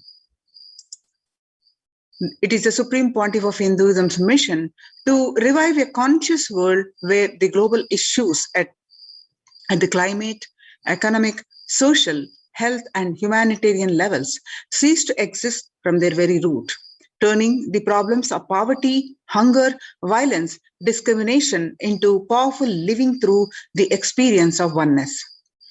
The Supreme Pontiff of Hinduism has been working from the very grassroots level to usher in an era of peace at all levels. individual, societal, national, and global. His deep insights into the workings of the human mind, body, emotions have enabled him to powerfully and directly address various social and emotional problems facing humanity today. Some of the ways the Supreme Pontiff of Hinduism provides spiritual solutions to combat the pandemic and other issues. Since the beginning of the global lockdown, and the amount of contribution and activism of Kailasa has increased multifold. Through the Paramashivoham program, bringing super consciousness breakthrough to the whole humanity, by starting the Akhanda Nirvikalpa Samadhi Jnana Yajna and contributing almost 3 million minutes now. Paramashiva Sankalpa chanting, the sacred chanting, Sanskrit chanting to heal 24/7 via Zoom sessions. Spiritual healing to one and all 24/7, helping humanity to cope up with insecurity, fear, disease by empowering individuals to heal themselves, learn to cope up emotions like depression and tough situations in relationships, providing alternative solutions to worldly problems through power manifestation. Initiating thousands every day into manifesting innate superhuman capabilities in Kailas courtyard sessions, providing healthier solutions like a technique to clear the stomach from the Ayurveda solutions, which ultimately brings clarity out to the spiritual truths and give a conscious breakthrough. In the long term, establishing self-sufficient communities. Continuing and intensifying the service of Annadan free food in Nithyananda Annalayas around the world, including Tiruvannamalai and Los Angeles, paving way to the new world order, starting the agriculture-based communities in Adi Kailas and several other locations. Peacekeepers of Kailasa offering various life solutions from the teachings of the Supreme Pontiff of Hinduism, offering Maheshwara Puja to the natural calamities hit victims, Bhava Samadhi Darshan to raise the individual consciousness breakthrough, Devi Parashakti Akashic reading, the cosmic revelations. Now, the society was created with the delusional ideas of too many human beings, blind spots, and the decisions made from these blind spots. If the visionary of a civilization or country or nation has blind spots, when he develops the vision for it, the whole civilization suffers those blind spots forever. Now it's time that nature, Prakriti, resets itself. Many of the blind spots based visions, ideas become important components of the society. This pralaya which is happening is melting down everything which is delusion based. The world as we know is gone. Let us celebrate God. This isolation, which is seemingly endless with an unknown future, which is compelling humanity to make 100% lifestyle change, is something to be dwelled upon. All problems need to be addressed only with a spiritual solution and powerful cognitions. To stop people from having mental breakdown, pandemic fatigue, collapsing, depression, destruction, and also give them super consciousness breakthrough and revive the enlightened civilization, the Supreme Pontiff of Hinduism continuously gives spiritual solutions and powerful cognitions. The spiritual solutions and powerful cognitions are unclutching, practicing completion, practicing oneness, practicing ajapa japa, and Mahavakya Om Nithyananda Paramashivoham, continuously building deep feeling connection, yoga, puja, vegetarian diet, and nirahara samyama, and much more. It's a time we all take responsibility to save humanity and to protect people. From the pandemic fatigue and destruction, let's try to enrich people for every one of these great spiritual solutions. Open this link. Link is tinyurl.com/unclutching-info. It is free and open for all. Let us take a few minutes now, share with as many people as possible Let us save the world. Let us give them the experience of unclutching, Nirvikalpa Samadhi initiation, and save the people from pandemic fatigue, epidemic fatigue, destruction, and delusion. Maya Matrix help people to have super consciousness breakthrough and sail through this pralaya.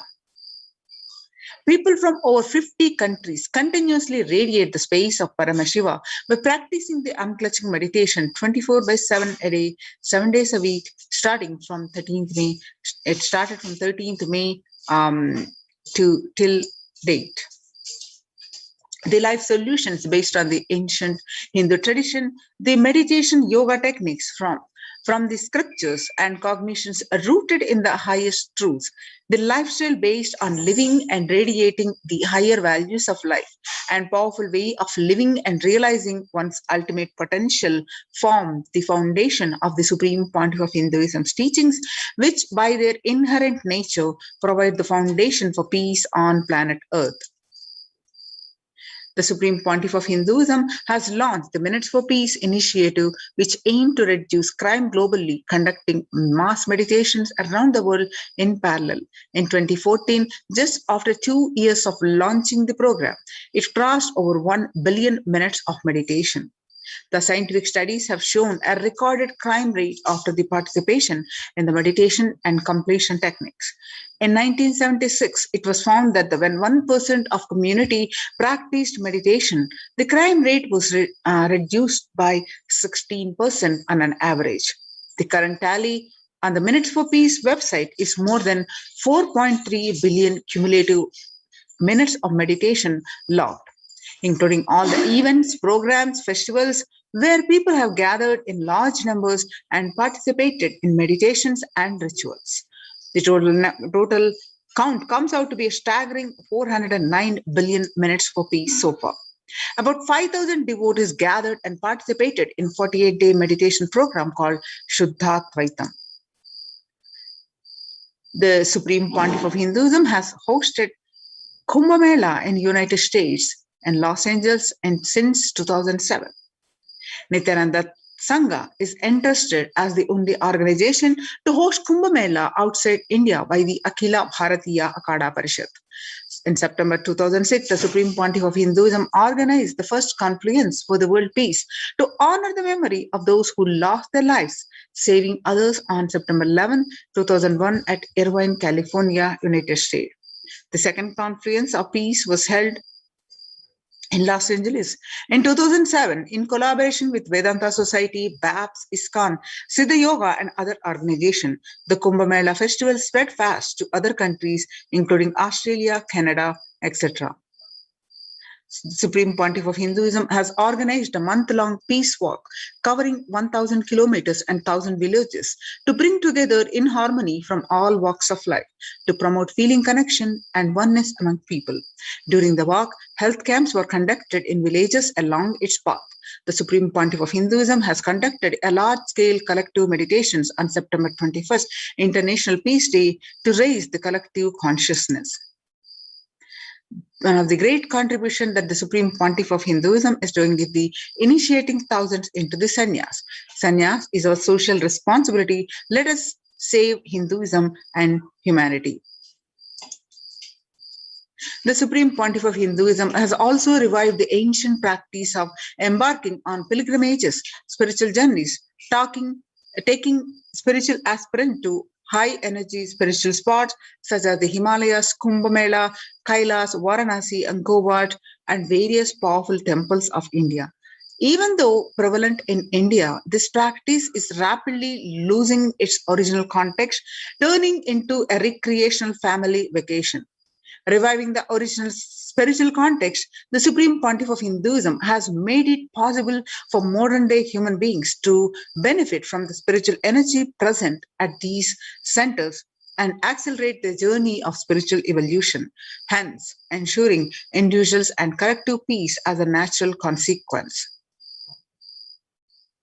Food system, whole key to ending the world hunger. Effects of the COVID-19 pandemic, the UN has noted a dramatic increase in world hunger. According to the state of food security and nutrition in the world, 1/10 of global population, as many as 811 million people were undernourished in 2020, an increase of 118 million from 2019. According to the Eat Lamson Commission, moving toward the diets with a diversity of plant-based food, low amounts of animal source foods, unsaturated rather than saturated fats, and limited amounts of refined grains, highly processed food and sugars could prevent between 19 and 24% of all adult deaths each year. The No Hunger projects under the Red Om, launched by the Supreme Pontiff of Hinduism through the Annalayas, the food donation centers, the de facto spiritual embassies of Kailasa worldwide under the guidance of the Supreme Pontiff of Hinduism, has served over 2 million organic sattvic vegetarian meals so far. The giving free food to all the citizens is the economic policy of Kailasa, deriving the reference from the Vedas and Agamas. Recently, the humanitarian initiative launched by the Supreme Pontiff of Hinduism is the opening of Kailasa COVID care centers in India, where the monastery campuses have been turned into a multi-layer quarantine facility to safeguard the inmates against any possible point of contact with the outer world. The Supreme Pontiff of Hinduism has opened this service free to all people, regardless of any differences in age, gender, caste, creed, ethnicity, color, and socio-economic status, food, shelter, internet, and all basic facilities, including medical care, and provided at these COVID care centers, free of cost and for an indefinite time. The outcome has been a splendid zero infection rate so far among the participants, a feat not achieved anywhere else in the world, let alone in India. This response model of handling the COVID-19 pandemic at a community level, along with the guidelines and recommendations for governments, has been recognized and accepted by the United Nations as well. The participants of the COVID Cares program offered by the Supreme Pontiff of Hinduism are enjoying a healthy, blissful, spiritual lifestyle in multi-layered protection.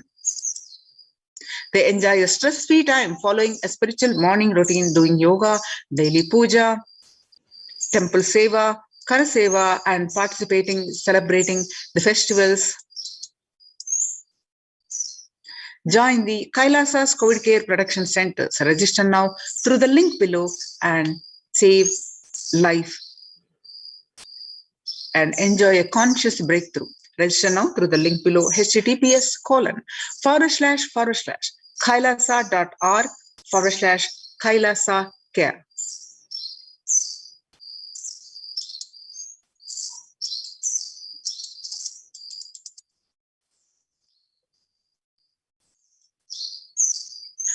Devi Parashakti, in her Akashic readings, revealed that on 13th May 2021, Devi revealed that, listen well to my words, for India I made ship as protection. The Nithyananda Navapashana Lingam invite this rover, go to Adi Kailasa, O Indians, listen. All those regretting losing Nithyananda Nija Avatara without confusion and without talking just as a lip service, go to Adi Kailasa.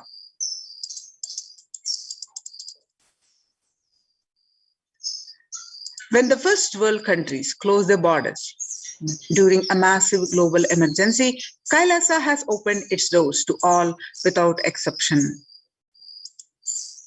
The various centers opened across India, Adi Kailas in Bangalore, Salem, Tiruvannamalai, Rajapalam, Pattanam, Srirangapadi, Madurai, Avattipalam, Hosur, all in Tamil Nadu, and Puduvai Adinam in Pondicherry, Sripuram Adinam from Hyderabad, Baroda Adinam from Gujarat.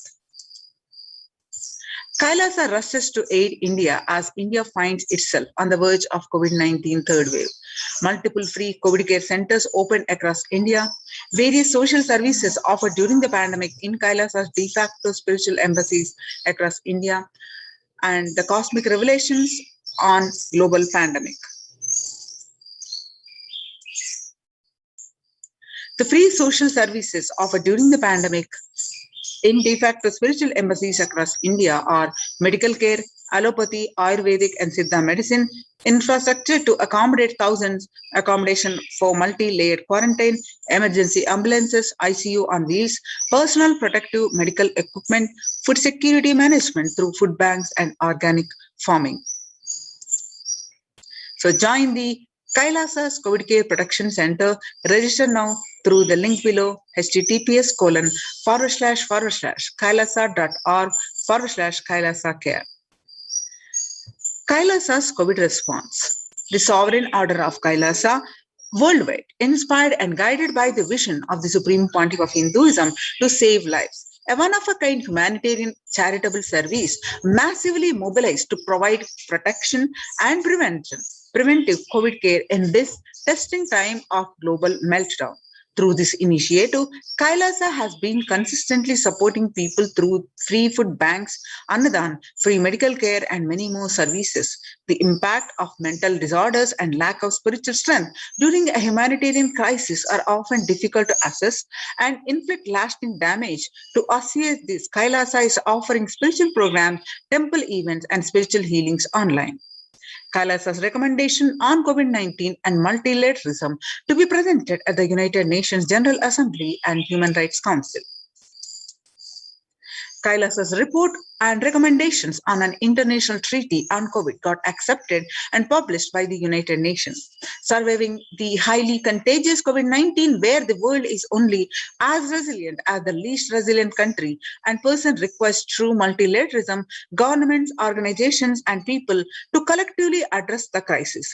Kailasa has been successfully providing grassroots solid solutions in multifarious ways, including providing sustainable community living with multi-layer quarantine, educating citizens on individual pandemic management, leveraging best of different economic systems based on charity, barter, and money, providing food security and traditional Hindu medicine.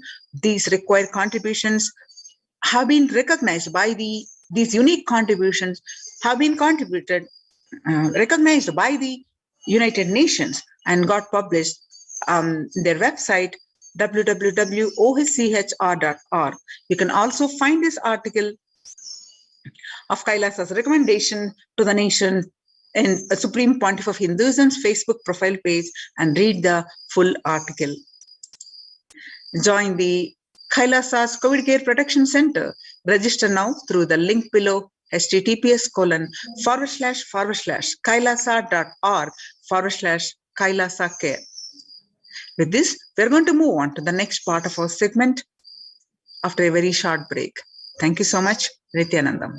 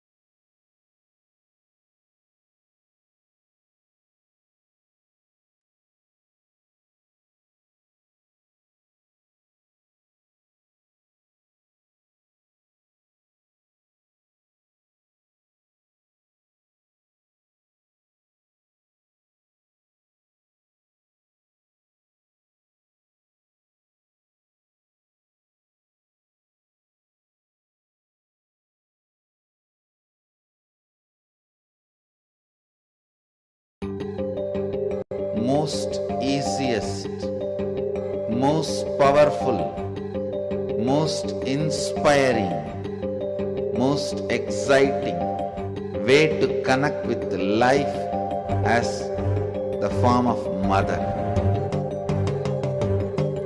Navaratri is the time to connect with Cosmos as mother. Celebrate Cosmic Mother. This 9 days we worship Mother, worshipping Divine Feminine. யாதுமாகி நின்றாய் காளி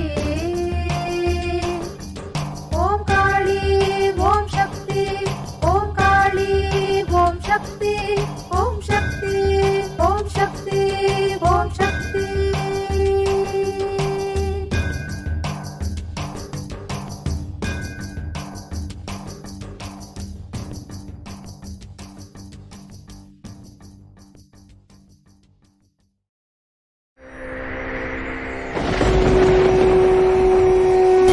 Ultimate divine descends in human body and expresses its extraordinary powers and experiences playfully. Sundareshwara is the embodiment of this statement. He is not Shiva as you understand, sitting in the Himalayas, frozen in the ice, in Samadhi.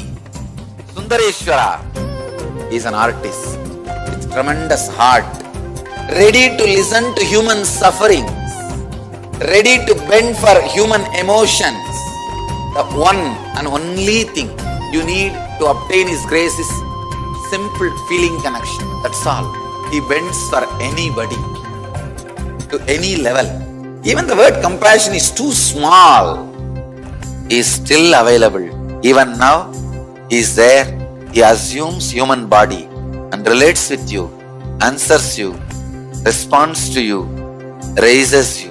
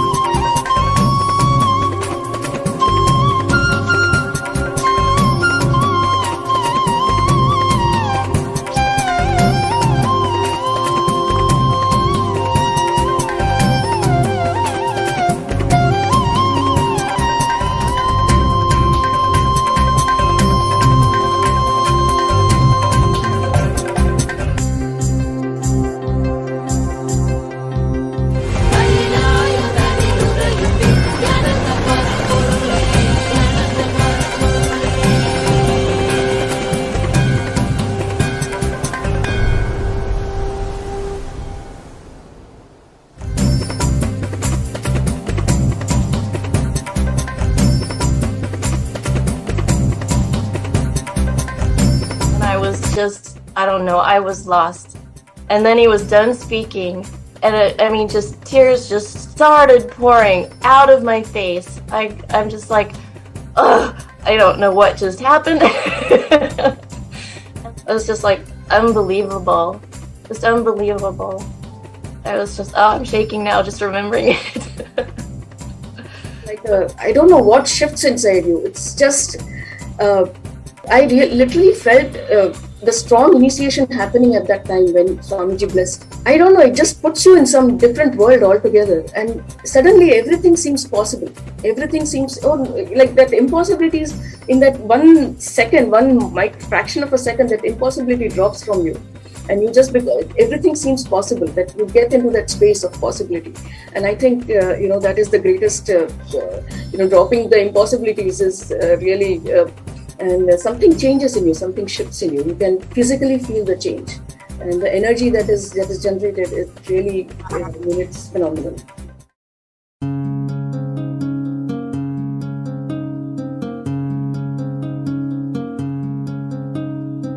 There are some gods, 9 unknown gods. The moment you call, they will be there. Venkateshwara, Balaji. I tell you, people give so much for Venkateshwara because he does the job. He is the 9 unknown god. There is a village folk story where Venkateshwara borrows from Kubera for his marriage and he is still paying the debt. Venkateshwara takes the responsibility of reserve to reserve. This whole story, beautiful story of Venkateshwara, is an amazing concept. He is making Yaksha into Lakshmi. He is making the reserve to reserve. It's an amazing truth.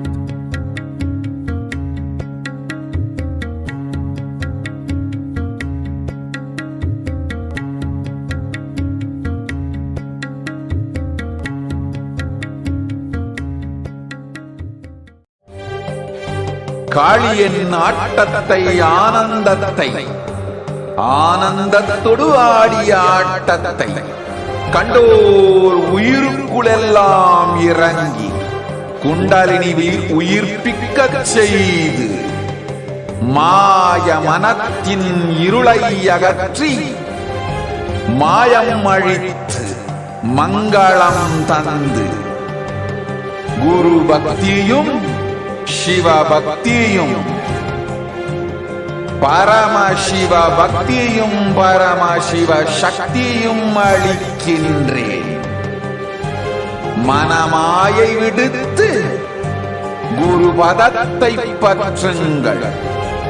நித்யானந்தமாய் நிஜாவதாரமாய் வந்துதித்த என்னை பற்றி வாழ்வில் எல்லா நலமும் பெற்றிடுங்கள். ஓம் ஓம் ஓம். யாதுமாகி நின்றாய் காளி, ஓம் காளி ஓம் சக்தி, ஓம் காளி ஓம் சக்தி, ஓம் சக்தி